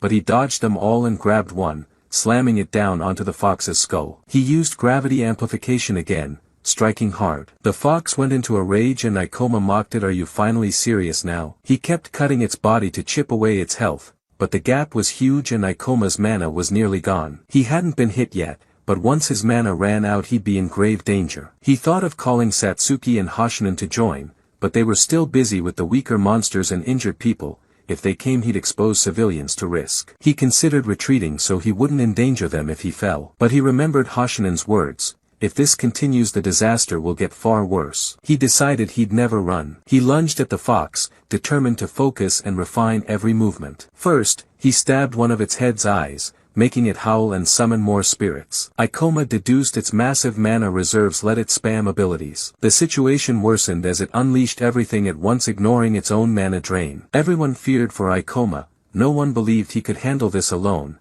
except Satsuki, who alone sensed the monster feared him. Ikoma focused deeper, then flashed forward, slicing down all the spirit foxes in one stroke. Kurosawa was stunned. No human should manage that technique. Suddenly Ikoma vanished and reappeared high, standing on the ceiling. He doubled his gravity, then dove down with his meteor sever strike and cut the evil core on the fox's back. Ikoma gained experience points that multiplied his skills sixfold, raising his level from 38 to 44. All the spirits and gate monsters vanished. Satsuki was overjoyed, while Kurosawa still couldn't comprehend that such a high-level boss had been slain by one person. A few hours later, they went to the guild. The receptionist said who would have thought a C-rank adventure would end a flood disaster. She deeply thanked them for saving the injured and the whole city. Other adventurers praised and admired them. Satsuki felt uneasy because the real credit belonged to Ikoma. Ikoma told her no, the thanks are yours too, if I'd faced that monster alone I wouldn't have won. Then Serizawa entered, looking tense and frustrated that the demon defense forces hadn't ended the crisis. Hearing that an ordinary adventurer resolved it, he wondered what would have happened if Ikoma hadn't been there. He noticed others pointing at Ikoma as the city's savior, looked at him, and thought, where have I seen him before? Then he recalled, he'd seen him fighting Uga in the mock battle. He told himself, I guess I'm bad at judging people. Meanwhile, at the hospital, Uga woke furious at Ikoma for cutting off his arm, thinking he'd done it just to rise in rank. He vowed to make him pay. Kurosawa entered and told him it's the opposite of what you think. Few could stop a berserk B-rank without killing them. If not for Ikoma you'd be dead now. Uga yelled, impossible, I'd never die to weak demon defense grunts. And what are you even doing here? Kurosawa called someone in. One of the demon defense members Uga had dominated to escape. Uga was shocked he'd survived and confessed Uga used a control skill on him. Kurosawa said using mental control on someone without permission is a crime, especially for a contracted adventurer like you know that law. Elsewhere at the guild, Ikoma argued with the receptionist who refused his next rank-up request. She said sorry but contracted adventurers hold huge influence. If one rejects you, you must wait 3 months before applying again. Ikoma, angry, said but I'm level 44 now, far above the minimum. I can't clear the Library of Illusions gate in time if I wait 3 months. Satsuki protested too, saying Ikoma's a hero now and deserves an exception. But the receptionist said Uga's been expelled for using control on comrades, yet guild policy can't be changed, nothing I can do. Ikoma told Satsuki enough, no use arguing now. He began planning another way to get the Ring of Wisdom, until Serizawa stepped in and said I overheard what you're saying. Ikoma looked at him surprised. Serizawa stunned him further by saying I'll give you special permission to rank up to B. The receptionist was shocked. What if other adventurers complain? She warned him this would put him under scrutiny and the guild chairman won't like it. Serizawa said Ikoma's actions, the flood event, and his earlier feats, I personally investigated. Uga's rejection was just pride. Delaying Ikoma isn't fair, I'll take all the responsibility. Ikoma, surprised, asked why do this for me? Serizawa replied helping adventurers grow is our duty to protect the country, and honestly we knew this gate disaster might happen, it was our failure. So thank you for stopping it. Ikoma shook his hand and got promoted to B rank. Satsuki was thrilled, proudly telling him his level is so high few could stand against him. Ikoma thought compared to my past life this promotion speed is unreal, even beating higher level bosses shouldn't make me hit 44 this fast. Satsuki cut his thoughts asking why the frown. He said no worries, just thinking. Then he got a phone alert, the Library of Illusions gate had appeared. He told Satsuki we need careful prep before entering. Meanwhile, at the Demon Defense HQ, the chief got a call about the library gate's appearance. The caller warned that defeating its boss would be tricky, and the chief said I can't allow anyone to obtain what the boss holds. The caller suggested using his team from the association to lock the gate down. The chief snapped, don't be stupid. I can't let this country get it. I've got some hounds here, just need someone for official paperwork. He ordered once the gate appears, contact Team Chimera to kill the boss and destroy the item, and kill any adventurer who goes there. The next day, Ikoma and Satsuki were on the train. Satsuki asked what kind of gate the Library of Illusions was. Ikoma guessed from its name it'd be a huge library filled with mages and remembered its boss was level 60. Satsuki grew nervous at the number and asked if they could handle it. He replied confidently they could. He had a solid strategy. They arrived at the city hosting the gate and went to its guild, but Ikoma was shocked when the receptionist refused them entry. He argued, "I know we're unknown here," but she cut him off. "Recently too many adventurers from your wolf guild died. Our branch is stricter about approvals. If the stats stay bad, your guild remains banned." Ikoma got angry. "If you leave the gate unstable, isn't it standard to allow B-rank adventurers in?" She answered coldly, "If the issue lasts, we'll hire outsiders. But for now the Demon Defense Corps is enough. Besides, you're a new B-rank, and your partner's just C-rank. Sorry, you're not going in." Suddenly another B-rank adventurer, Seiji, stepped in, greeting Ikoma and Satsuki warmly. "You want in too?" "I'm also trying to enter but we lack enough high-level members." Ikoma thought this was an opportunity. Maybe team up for the early floors then split off to fight the boss himself, but something about Seiji felt off, like he was hiding something. Seiji extended a hand. "If you're B-rank, welcome to my team." Satsuki awkwardly asked, "And me?" Seiji glanced dismissively. "I checked your record, just entered one dangerous gate, known as a weak shaman among adventurers." Satsuki was crushed. Ikoma snapped back angrily, "If she's not in, neither am I." Seiji said, "I'm not using you for profit. We just have two great frontline guardians and want to clear the dungeon seriously." Ikoma shot back, "Shamans use mana drain and support skills. She's useful to me and to you." Seiji smirked, convinced. "Give me your number, I'll ask the others and call you." Ikoma gave his contact. Afterward, Satsuki asked if Seiji seemed trustworthy. "He looked at me like a burden." Ikoma admitted, "I felt he's scheming, but we can trust him for now. Ruining his own rep would be risky. And we're not in a position to refuse. We can't gather 3 more strong members fast enough." Meanwhile, Seiji pitched the idea to his team. Cheyenne objected, "This wasn't the deal. You're bringing weird classes." He smiled, "We have no other choice. We're short-handed." Cheyenne argued angrily she wanted solid frontliners, someone reliable all the way down. Seiji countered, "Ikoma's B-rank like us. Satsuki's okay for support." They gathered together at last. Satsuki felt a heavy, unpleasant tension. Ikoma thought the others were stranger than Seiji. Cheyenne glared and warned Ikoma, "If you slow us down or cut our profit, I'll kill you myself. Know your place." Ikoma smirked, "So this is a merit-only system, huh? Works for me." Cheyenne scowled at his boldness. She asked the other member, Kasai, for his opinion. He shrugged, "Don't care about their abilities as long as they don't get in my way." With that, the uneasy new party set out toward the Library of Illusions gate. When they reached the Library of Illusions gate, Seiji smirked and said, "This place is deadly even for high ranks. If we clear it,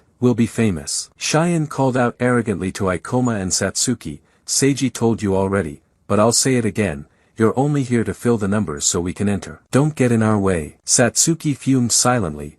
Ikoma's level is higher than theirs. Ikoma replied firmly, "Sorry, but we came a long way from another city to explore this gate. I'm not leaving empty-handed." Cheyenne snapped, "Are you talking to me?" Ikoma stayed calm, "I just want you to understand where we stand. Don't worry, I know you only needed headcount, so I'll only act if necessary." Cheyenne scoffed, "Good, we won't need you anyway." Satsuki whispered to Ikoma, worried they'd block them from getting the Ring of Wisdom. Ikoma muttered back, "It's a risk, but at least we got inside. Let's focus on surviving and clearing for now. We'll handle the ring later." They moved deeper into the library. Seiji grabbed a book and frowned, unable to read its symbols. "Looks like another world's language." Ikoma thought to himself, "Anything here except loot and mana crystals disappears once we leave." In the future, researchers found these texts aren't real languages, just meaningless glyphs. Only the Ring of Wisdom can decode them. "I won't let it slip away again." Suddenly fireballs shot toward them. Seiji raised a magic barrier to block. The attacker was a level 40 imp mage. Sakai darted forward and cleanly decapitated it with his dagger. Seiji clapped mockingly, "As expected from you, excellent skill." Sakai scowled, "I don't need your fake praise." He turned to Ikoma and Satsuki, ordering coldly, "Pick up the crystals." Cheyenne sneered, "See now, you came all the way from Tokyo for nothing." Satsuki shot back dryly, "Funny, haven't seen you do anything yet." Cheyenne flinched, It just isn't my turn yet." "You picking a fight?" Satsuki forced an apology to avoid escalation. Ikoma meanwhile analyzed their combat, quick reactions, efficient. That was reassuring. His gaze fixed on Sakai's movements. Then he asked, "Hey, your name's Sakai, right?" Sakai looked offended. "Bold of you to talk like that." Ikoma, excited, asked, "From your moves, you're a thief class." His face lit with enthusiasm. "Your power won't work well on this dungeon boss. If you want to get stronger, rethink how you spend your skill points." Sakai bristled. "The kid giving me advice. Shut up or I'll cut you down." Ikoma backed off. "Sorry, got excited. I know a lot about thieves. Thieves must know their weak attack scaling, otherwise they're useless at higher tiers. I just don't want him to repeat my old mistake," Ikoma thought. Cheyenne mocked, "Idiot, what do you mean knowing about thieves? Sakai's top tier among B-ranks. How many adventurers know more than him?" Ikoma stayed silent. "I was once the best thief, but can't say that here." Sakai soon grew bored. "I expected a high-level rare dungeon.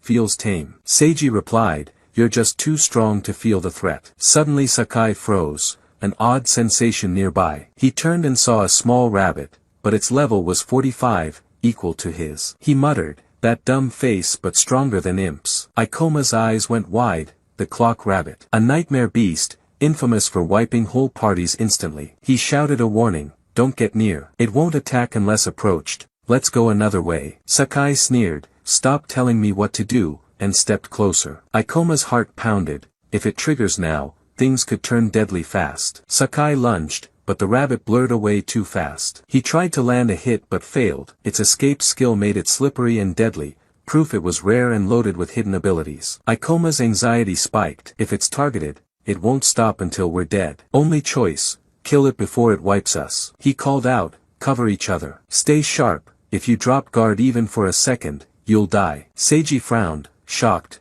"What are you saying? That thing's level 45, we're 5 people. How can it threaten us?" Sakai snapped, "I don't take orders from a kid below my level. I warned you." Then the rabbit cast magic. Books all around rose and twisted into grimoires, level 43 monsters. Seiji cursed, "For mobs above level 40 in tight space." Ikoma yelled for Sakai to retreat before being surrounded. Sakai snarled, "Told you, don't order me," and slashed at the grimoires, struggling to keep pace. Cheyenne stood frozen with fear. The rabbit darted for a kill strike on Sakai, but Ikoma blurred in, kicked it aside just in time, saving him. The rabbit sneered and shifted, but Ikoma floated mid-air, manipulating gravity to fight fluidly. He landed with Sakai safely. Sakai was stunned. How did he predict that ambush and rescue me? Ikoma's gaze stayed locked on the beast. "It won't initiate direct combat. It thrives on ambushes. We have to control the field." He commanded, "I'll handle 3 grimoires. You finish the last." Seiji protested,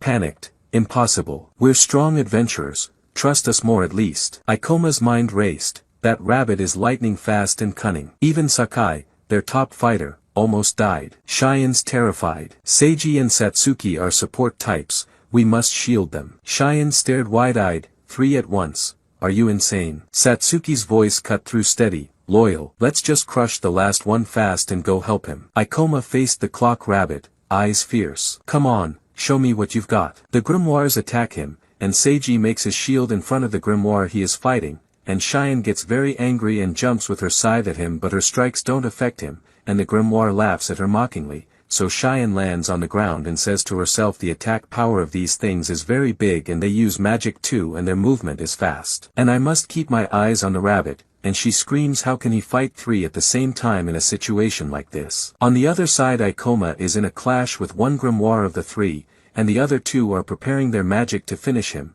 so he uses gravity division and jumps at the grimoire in front of him, moving away from their aim, and suddenly he comes down with his sword on one of the grimoires, killing it, and at the same time Satsuki shoots her shadow ball at the grimoire, blinding it, and Sakai finishes it with his dagger. Cheyenne gets happy that they could kill the 2 and feels a bit relieved, but at that moment the rabbit ruins her joy and creates 2 other grimoires, so Ikoma notices that the maximum number of grimoires the rabbit can control is 4, and that's why it made 2 more now. So Satsuki says loudly, this thing will never end. Ikoma warns Cheyenne that 2 grimoires are coming towards her, so she answers angrily, don't underestimate me or I will kill you. So he replies, go back and stand behind Seiji's shield and stay in your place. So she gets angrier and says to herself, he is strong but I can't stand taking orders from him like I'm a puppet. so she objects and stands in front of the coming grimoires, and suddenly she hears the rabbit sound behind her. The same sound it made when it came to attack Sakai, so she gets nervous and looks at the rabbit and finds it doing nothing. She gets confused and Seiji tells her don't let it escape, but suddenly one of the grimoires bites her from her side,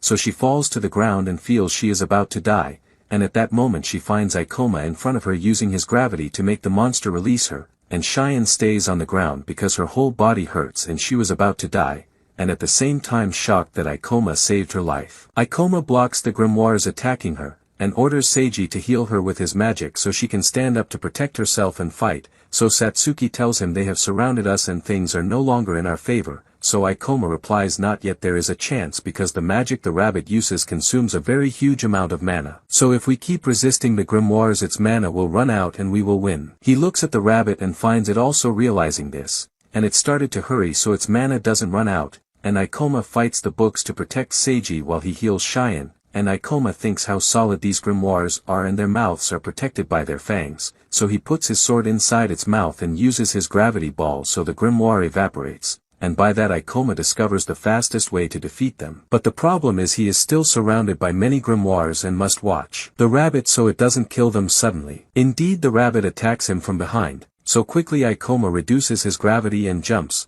and looks at them from above while thinking how to kill the rabbit to end this situation quickly. He rushes at the rabbit with all his speed but the rabbit's reaction is faster and it moves away from him, so Ikoma gets annoyed because its small size and speed make the matter very hard, and the rest of the team tries to resist the grimoires and survive, so an idea comes to Ikoma and he rushes at the rabbit again, and as usual the rabbit jumps to avoid the sword but this time it meets an energy ball Ikoma made to be a trap. So the rabbit hits it and falls to the ground. Ikoma says to it mockingly, you thought you would escape me like every time. In fact, this speed of yours and your evasion skill have many weak points. Like they make your moves very simple and easy to predict and your body stays open. So if I strike at the right timing I will hit you. So it turns out the rabbit was pretending it couldn't move, and suddenly it rushes at Ikoma with its fangs but Ikoma expected this and had his sword ready to cut it in half. Ikoma levels up from 44 to 45. And all the grimoires fall to the ground, so Satsuki gets very happy for Ikoma and Cheyenne can't realize that the person she mocked is the one who saved them, and she pretends she wasn't crying from fear and that some dust just entered her eyes though everyone knows she was terrified, and Seiji comes close to Ikoma and extends his hand, and thanks him for saving them, and tells him I was just trying to find members to complete the number and that's it. But if that rabbit had come to us three alone we would be dead now. They look at the ground and find a book dropped from the rabbit of the clock. So Ikoma picks it and finds it a skill book of the rabbit and from which he can learn the escape skill, so he says I can sell this at the guild for 10 million yen, so Seiji gets shocked by the number and his eyes sparkle and he calculates that if the money is divided among the 5 of them, each one will get 2 million. Then Seiji thinks that they should return now because their mana is almost finished, and also because Cheyenne can't pull herself together. But on the opposite Ikoma thinks to continue to get ahead and take the Ring of Wisdom, so Ikoma replies to Seiji the most annoying thing here is the rabbit so as long as we avoid it we will avoid fighting it, and you can heal us with your healing magic. And about the mana issue I have a solution, so Seiji gets surprised what he means by a solution for mana shortage, so Satsuki looks at him with surprise and asks are you planning to make me do that again? So he replies the imps are weak but have good mana so they will be perfect for you to use mana drain. Seiji looks at Sakai and Cheyenne, and tells them I'm fine with Ikoma's plan, so Sakai replies I don't want to go back after coming all this way, and Sakai says to himself this Ikoma is someone I can use and get good results while I'm with him, while Cheyenne replies in surprise really? You want to continue after what happened to us? So Seiji tells her you were about to die so no one will blame you for this feeling. I think we should return for you. So she gets angry and answers don't say that I didn't say I'm scared or anything, so they decide to continue their way in the dungeon. At the dungeon gate 2 people wearing Demon Defense Force clothes enter to the guard, so he tells them I didn't receive any information that the Demon Defense Agency will enter this dungeon matter, so one of them shows him something on the phone, and tells him this is a secret mission from the government, so the guard gets nervous and apologizes to them and lets them enter. The girl says were we really needing to use this annoying method, and throws the badge on the ground. So he replies the rules of dungeon management are very strict and the matter is not comfortable. And you Arshio your skills make things very easy, so she tells him with surprise they want us to kill the gate boss and take its item and destroy it. Why? Isn't this something we shouldn't worry about? So he replies this is not something we should think about. We must execute the orders of the Chimera team, and then he tells her stop the illusion magic you put on us, so she cancels the magic and their real forms appear, and they are Kikyo of level 54, and Arshio of level 57. At the same time Ikoma and the others face a monster called Book Demon of level 43, so Cheyenne is scared and as usual Ikoma is the one who stands before it and fights it, and like last time Ikoma tells her go back, and says to himself the Book Demon is a warrior monster able to extend any part of its body, and he also thinks that Cheyenne's mentality is weak and this is something he understood from the fight against the rabbit. Satsuki launches a new skill called Hand of Darkness on the demon, and with full courage she jumps at it hitting it with her staff and finishes it, so Ikoma feels proud of her because she became much stronger than before, and she gained a skill from the points she got from the rabbit fight, so he tells her well done. Now we just have to finish the other two, and Satsuki looks at Cheyenne and finds her clinging to Ikoma because she is terrified of the monsters, so Cheyenne quickly moves away from him still denying she is scared, and tells Ikoma I am grateful that you saved me several times, but this will be the last time I am like this. Seiji blocks the attacks with his magic shield, and Sakai kills another monster leaving just one, so Sakai rushes at the last one but Seiji shouts, Ikoma told us not to kill the last one, but Sakai ignores him and fights the monster, and tells him you don't need to tell me what to do, and ties a strong thread around the imp's neck so it can't move or escape. And Ikoma says to himself the mana of the imps is big and very suitable for Satsuki's mana drain skill, but I notice that Sakai is the only one of them using his brain and thinking right, and although his personality is very tough he is hardworking. Honestly I'm surprised how he ended up in Seiji's team. Satsuki approaches the imp and uses mana transfer on Seiji, and Cheyenne can't understand what is happening and looks at the imp in fear, and Seiji gets amazed by Satsuki's skill and tells them with this we can keep exploring the gate to the end. And if we catch 2 more imps we can recharge Ikoma's and Satsuki's mana, so Ikoma replies but even if we restore our mana the physical exhaustion stays the same. And you need to use energy to hold the imps more than to defeat them,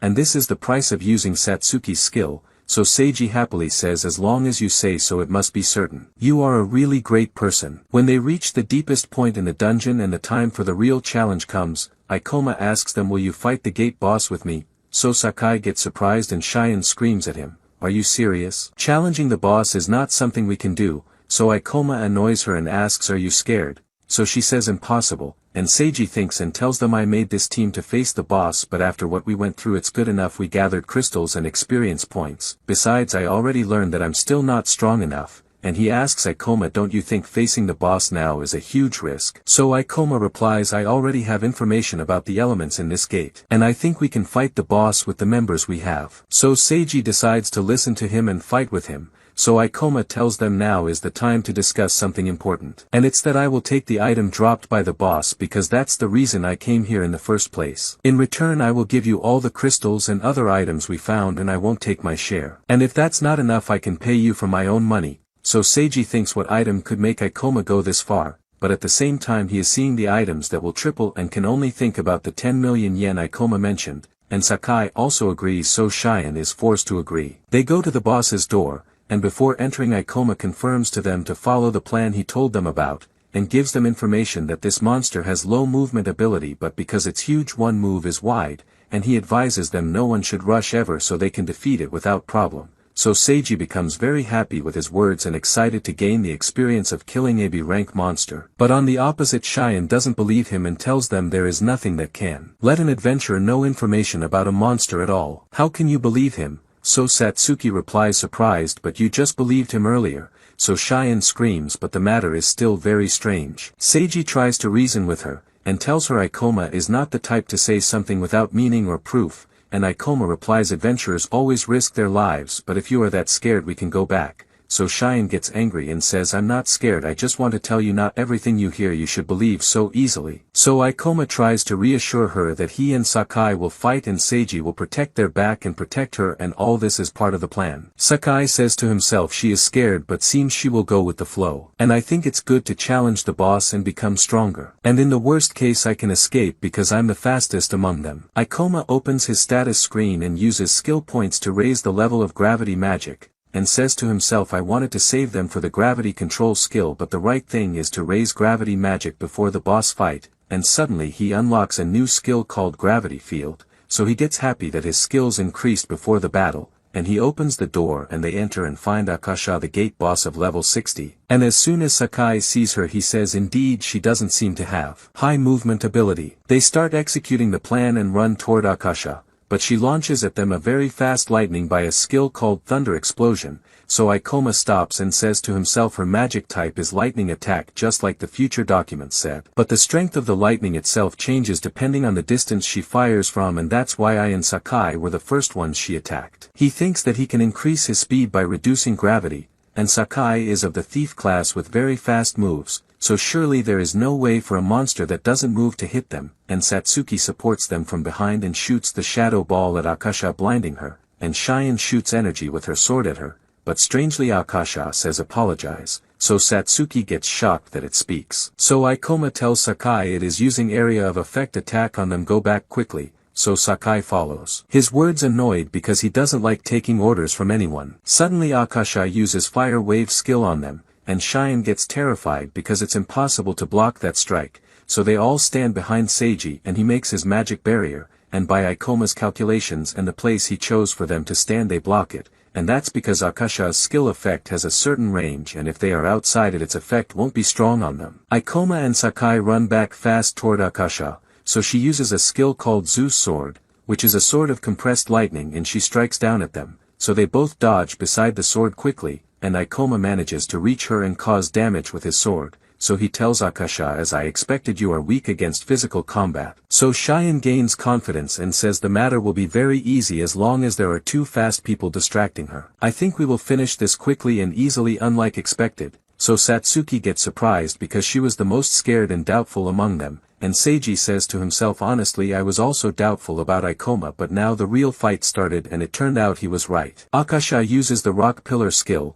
surrounding herself with pillars to make quick movement harder, and at the same time the pillars help her long-range attacks, so she shoots lightning at them, and Ikoma makes them use the pillars and hide behind them so they won't get hit, and Cheyenne is the closest to her so Ikoma finds her position very good, so he runs to Cheyenne and jumps on her back to leap over the rock pillar. He gets close enough to Akasha and this is a very good chance, so he cuts her horn with his sword, but her defense is much stronger than he expected, and Akasha raises her hand and gathers a very huge ball of energy. So Ikoma knows this is the destruction explosion spell, and he says to himself the casting time is very long and consumes a lot of mana. But if it succeeds in firing it will literally destroy everything, so he decides to finish her before she completes it, and says fortunately Sakai is on the other side and also close to her, but suddenly a knife is thrown at Ikoma and he blocks it, and the one who threw it is Sakai and he is surprised that Ikoma blocked it as if expecting it, and indeed Ikoma suspects it. So he says to himself this is not the time for such betrayal. Suddenly Ikoma shouts the destructive spell is coming,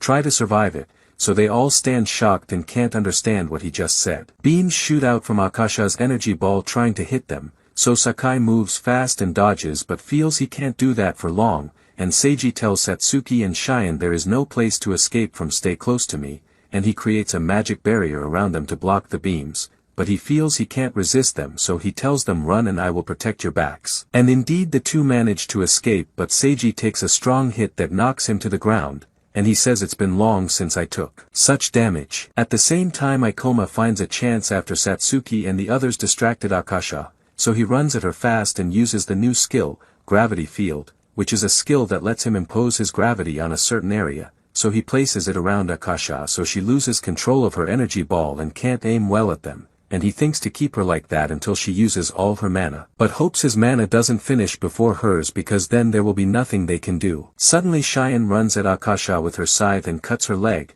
so Akasha loses balance, and Ikoma quickly seizes the chance and finishes her with a final sword strike, so his level rises from 45 to 49, and they all rejoice that this nightmare is over and everyone survived. And Ikoma is happy because he can finally discover secrets he couldn't reach in his past life. But strangely Sakai looks at him with a very evil gaze and is clearly planning something. Ikoma finds the Ring of Wisdom where Akasha was, so Satsuki asks him isn't it supposed to be given to the Demon Defense Agency, so he replies no there are reasons we shouldn't do that, and he says to himself the first reason is that in the future the people who lost the Ring of Wisdom were the Demon Defense Agency themselves even though it was under their research institute's supervision. So there is no one I trust to give it to, the second reason is that a person with high rank must activate the ring's powers. And I am the most suitable because I was of the highest S rank. And the last reason is that no adventurer would give up a rare item gained after hard work. Satsuki notices on his face expressions of happiness she has never seen before,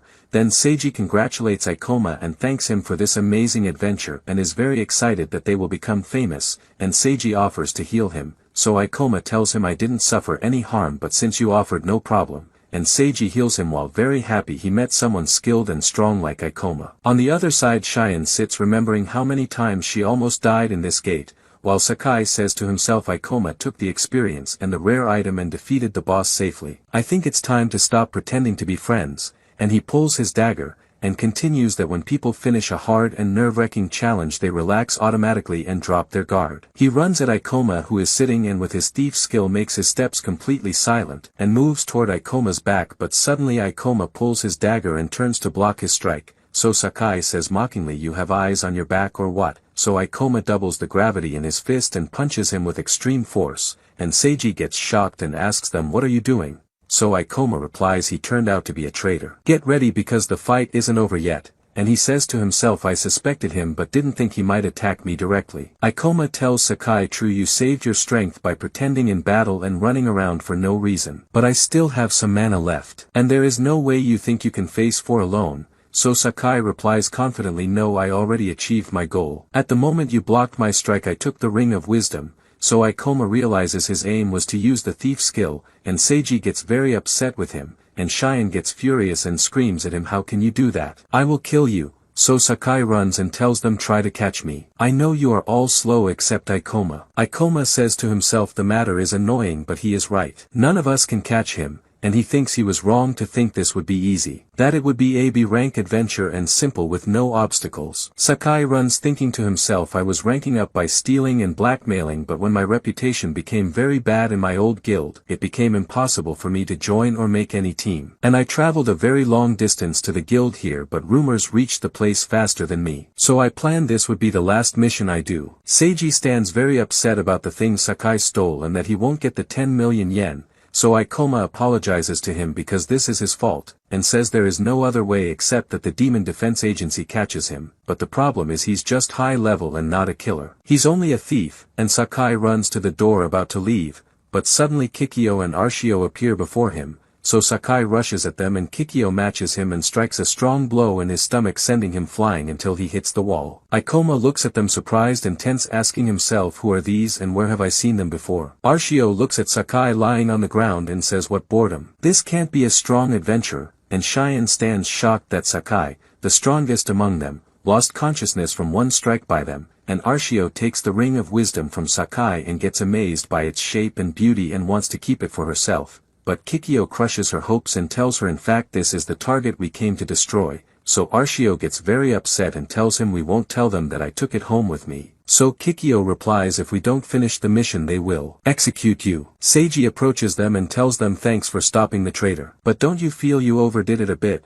So Arshio looks at him surprised and tells him no there is a misunderstanding, we came to kill you all actually. So they all get shocked and Ikoma understands from their strange aura and dark clothes and power that they are the Chimera team, so Arshio gets surprised that someone knows about them, but he used to think they were just an online legend and got surprised they are real, and he had read that they were an organization that rose in the world crime rankings with the power they gained from the gates, and kept expanding over 10 years and one day would have contact with the political world, and became known as the shadow rulers of the country, and in the future they were just a myth. Ikoma says to himself I fought one of them before in my past life, and currently they shouldn't have the same weapons and abilities they will have in the future. But this doesn't change the fact that they are strong opponents, and he says to himself surprised I don't know why they are in AB rank unknown gate. Especially since they are a group that doesn't reveal itself easily, but surely they mean what they say. Especially when they decide to get rid of someone. Indeed Kikyo and Arshio draw their weapons, so Seiji tries to calm his team and tells them we are 4 against 2,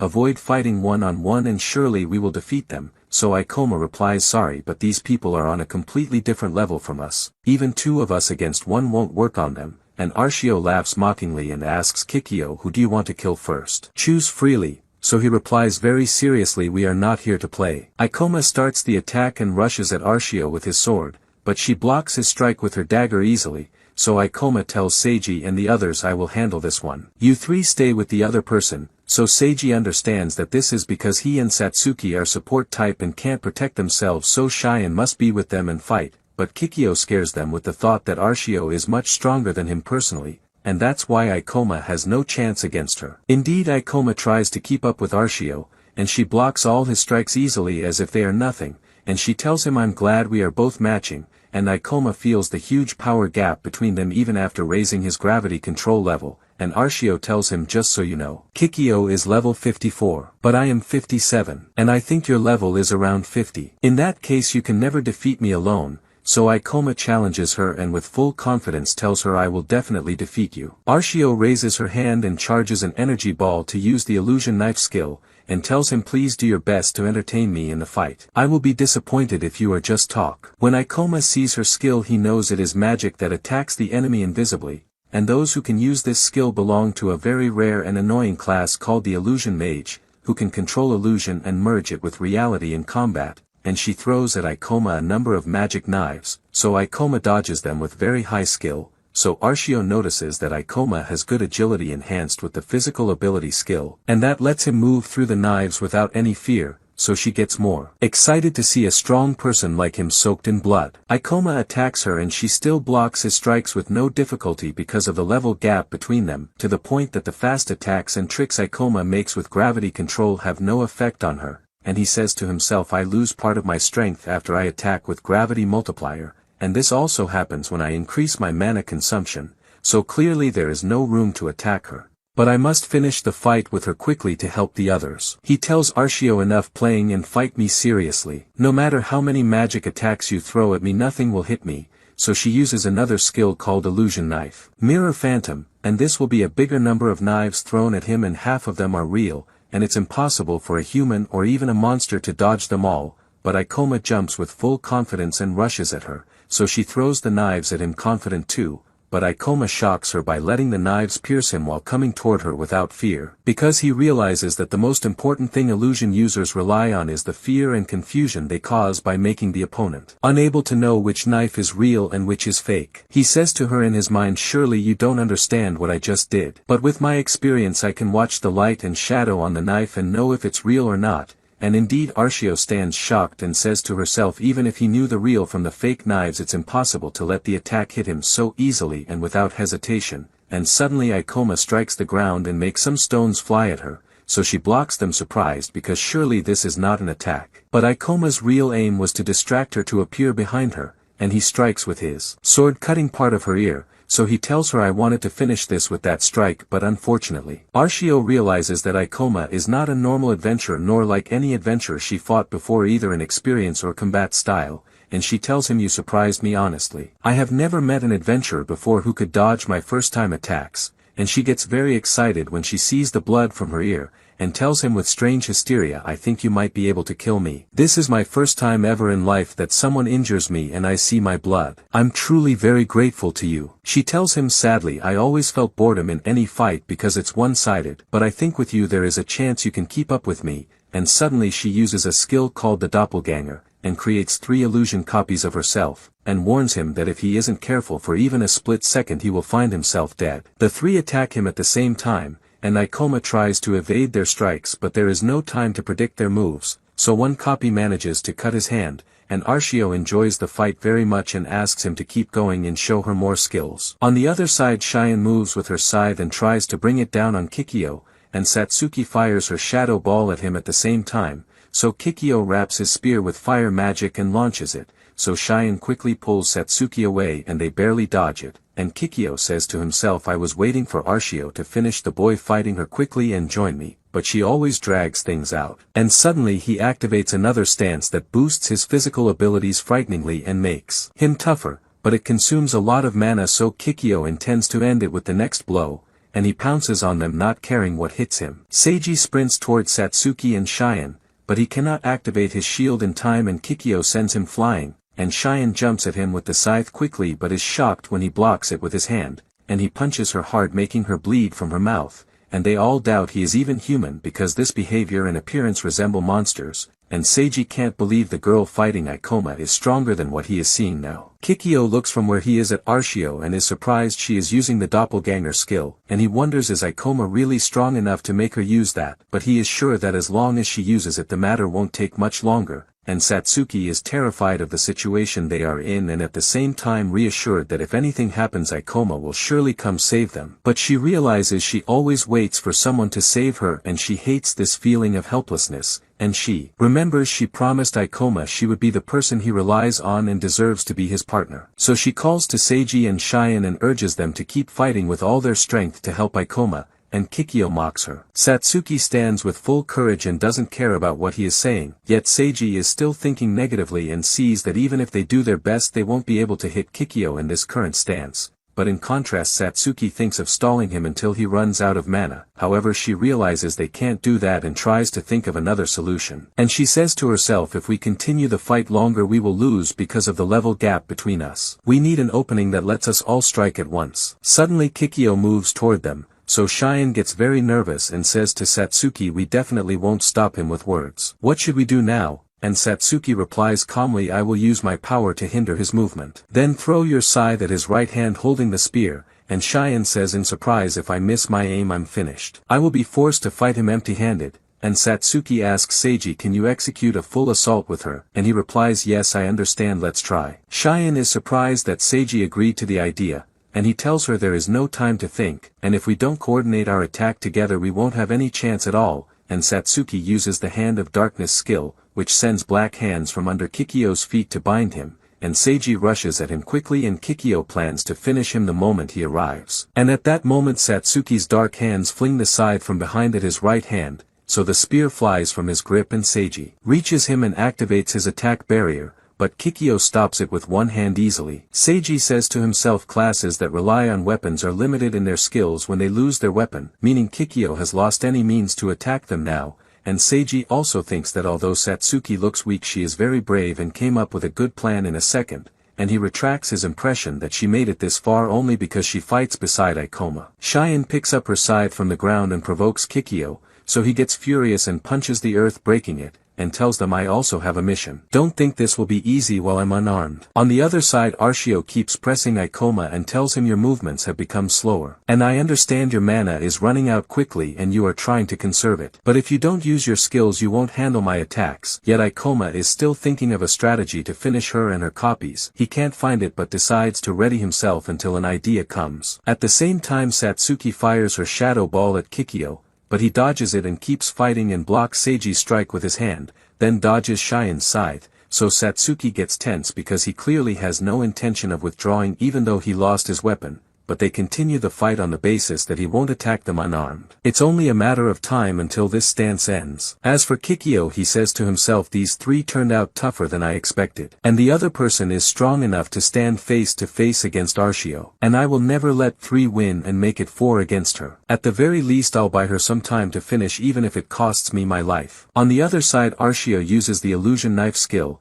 and this time one knife hits Ikoma in the chest, and she tells him you are truly very diligent but I think this is the furthest you can go, and she thanks him for playing with her and decides to finish him with the last blow, so the 3 pounce on him at the same time, but Ikoma focuses on only one of them and grabs her hand. And Arshio is surprised and Ikoma tells her judging by your personality I thought you'd decide to finish it with your real body, and I deliberately pretended that I couldn't do anything to lure you. Arshio gets excited and stabs him with the dagger so he parries it, and then she kicks him with all her strength so he releases her and retreats, and she tells him it was a good plan indeed but it is foolish of you to think it's enough to finish me. But I admit you are truly brave, and Ikoma replies with full confidence I don't execute a plan unless there is a chance I succeed, and suddenly he raises his hand and shows her he took the ring of wisdom from her, and he is very grateful for his thief skills, and Arshio laughs so he won't feel he beat her. And he tells her your doppelganger skill is strong but it has a clear weak point. But the problem was I didn't have the skill to exploit it. With the ring now I do,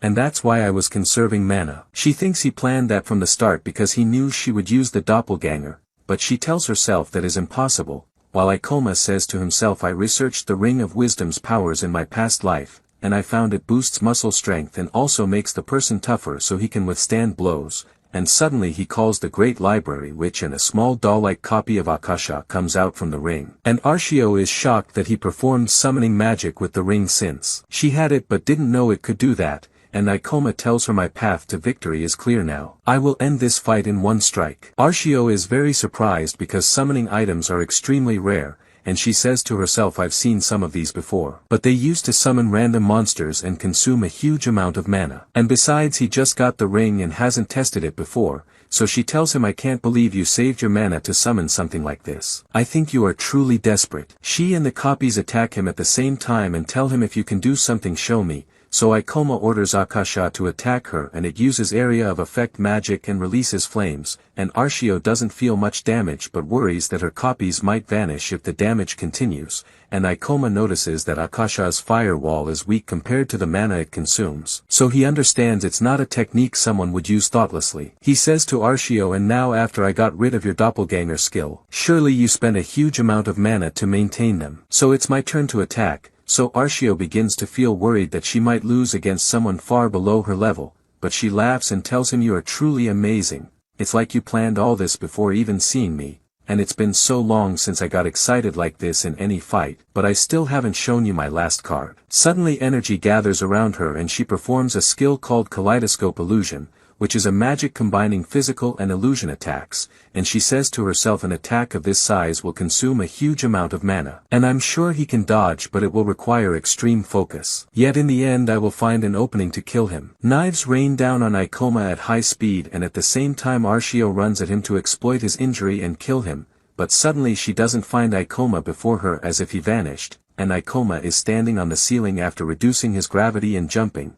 Then he descends on her with the meteor strike and she tries to block with her sword but it breaks and Ikoma cuts her, and he asks her mockingly were you saying final show? And he tells her I'm sorry but you're not the only one with a last trump card. At the same time Cheyenne attacks Kikyo, but he stands firm and refuses to surrender to the point they suspect their blows don't reach him, but the truth is that the stance he is in makes him almost numb and able to move and keep fighting even if his limbs explode, so Seiji tells them we don't need to continue more than this. If we keep distance and attack him from afar we can defeat him easily and safely. Kikyo is happy about the idea because it will buy more time until Arshio finishes and comes to handle the three of them, but Satsuki answers Seiji but at this rate Ikoma will die, yet they hear a strange sound and look back, and they are shocked that Ikoma has already defeated Arshio, and Kikyo can't believe it, because their organization has done nothing but fight for 4 years, and especially Arshio was a genius in battles. And he says to himself we can no longer kill the people here so there's nothing left I can do,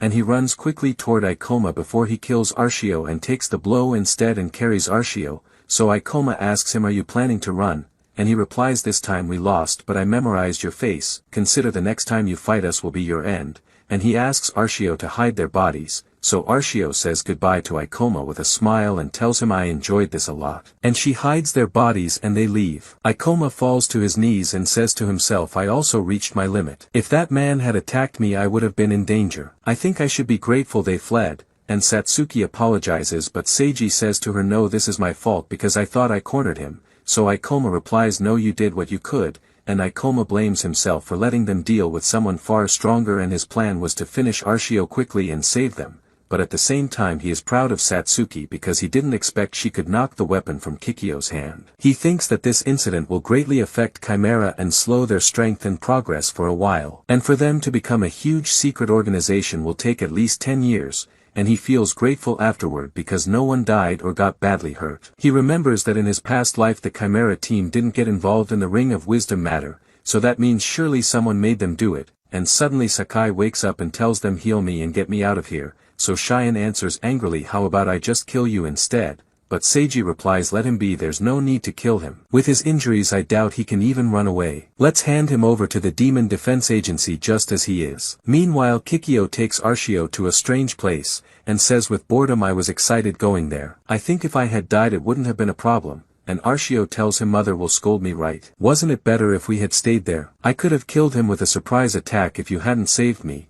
And she says that person will be a huge problem for us in the future, so he replies that's not someone you can kill alone anyway. The loss is painful but the most important thing is we return with information. And since we know who has the ring it will be easy to take it again. And we still have the former adventurer of rank A, and she replies grumbling, "I don't want that person to take from me the only one I enjoyed fighting." Ikoma and the others come out of the gate, and they meet the demon defense forces with shock on their faces because Ikoma defeated the gate leader alone. Seiji feels proud and becomes very happy because now he has a place among the adventurers. Then a group from the demon defense forces enters, and their leader, called Toya, asks Ikoma and the team if they were the ones who conquered the gate. He tells them that they came here to explore and train, but it seems they were way too late. He thinks they wasted their time, and he says sarcastically that it's nice civilians can do whatever they want without thinking. Cheyenne replies angrily that this is not something you say to people who made great effort to stop the gate. Ikoma silences her and replies wisely, apologizing for his teammates' behavior, saying they can't afford to have enemies from the demon defense forces.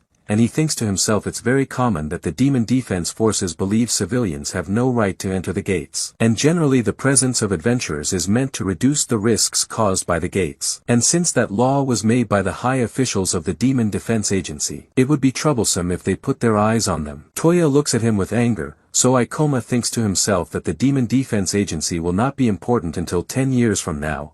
And clearly this adventurer does not know. Then Toya's teammate named Tsumuji interrupts with fear and tells him to stop fighting. Shouldn't they celebrate that such a dangerous gate got closed? But before they leave, Ikoma points at Sakai and tells Toya to handle that person because he tried to steal things from the gate. Sakai responds saying it was just a simple misunderstanding and some internal disagreements. But Cheyenne objects and tells Sakai that he will not get away with it that easily. Still Ikoma doesn't stay silent and tells Toya to search his records in the guild. Surely he has past offenses in other branches. Sakai gets shocked and asks how he knew. Ikoma thinks to himself that a true adventurer would not do such things. So surely other branches have been watching him. A member of the Demon Defense Forces takes him away, and then Ikoma asks Toya to inspect the gate and the surroundings and tells him about the Chimera members' attack that happened. Toya gets surprised and asks him very seriously if he is sure about those people, saying the name Chimera is not something to joke with. Ikoma replies telling him to send a team to the guild anytime and he will explain everything in detail. Toya looks at him in astonishment and thinks to himself that this person is used to the situation unnaturally. There's no doubt he is really scary. Ikoma and the rest return to the guild and report everything that happened.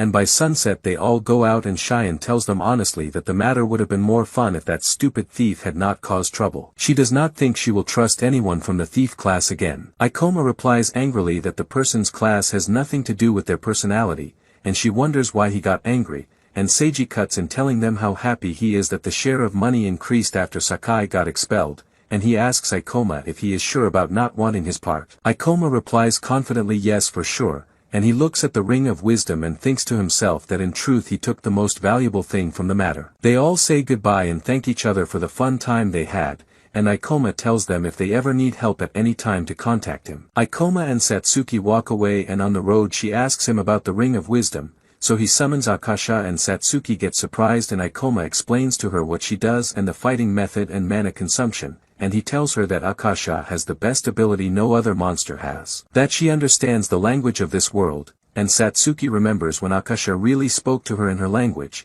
and then Ikoma explains that the monster that gets summoned has the same level as the person who summoned it, and some monsters have unique traits that increase as their level rises, and he thinks to himself that in his past life he learned that Akasha's unique trait is wisdom, and there is a big possibility she can speak when her level increases. And if that happens then he can reach the truth behind the gate's appearance and the secret of the monsters. Suddenly Akasha lands on the ground and opens her mouth, and Satsuki gets scared and tells Ikoma it seems she is trying to say something, but he replies no, it's impossible for her to do that at this level. But she shocks him and utters broken letters and words, until finally the words come together and he finds that she said the end of the world is near. At the same time the commander of the Demon Defense Forces throws his phone at the wall in anger after hearing they failed to take the Ring of Wisdom, and he receives a message on the laptop, opens it and sees news about the closure of the gate of the Library of Illusions, and he sees Ikoma and gets very angry and intends to eliminate him. The next day Ikoma goes to another gate called the Cave,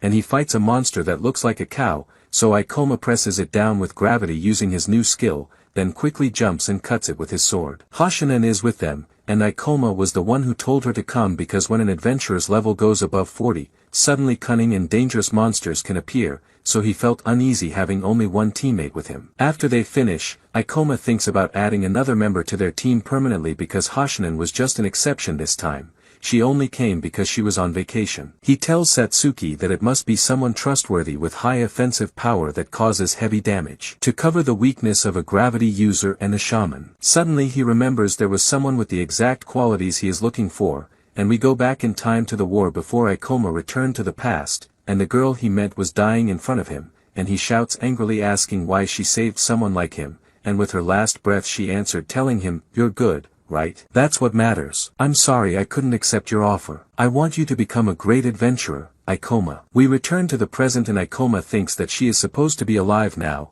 and Satsuki interrupts asking what he's lost and thought about, so he replies that he just remembered something from the past, and they head to the guild and hear a girl angrily telling the receptionist that the gate already closed. She wasted her time, so Satsuki asks Ikoma if she's new to this guild, but Ikoma looks at her and gets shocked because she is the same girl he was just remembering, and he recognizes her from her great sword and terrifying aura. He approaches and asks her, "You're Myo, right?" So she looks at him suspiciously and asks angrily what he wants. Satsuki gets surprised and asks if he knows her, but Ikoma cannot talk about his past life and just replies to Myo that he heard rumors about an adventurer working alone with a giant red sword, and he invites Myo to join his team. She answers arrogantly that it's not surprising that beginners like him would come asking that. But surely her answer will be no. Why would she join useless people who know nothing like them? Satsuki thinks to herself that since Ikoma is interested in her then she must be strong, but her personality is very tough, and Ikoma gets conflicted. Satsuki replies to her not to talk about them rudely as if she knows them,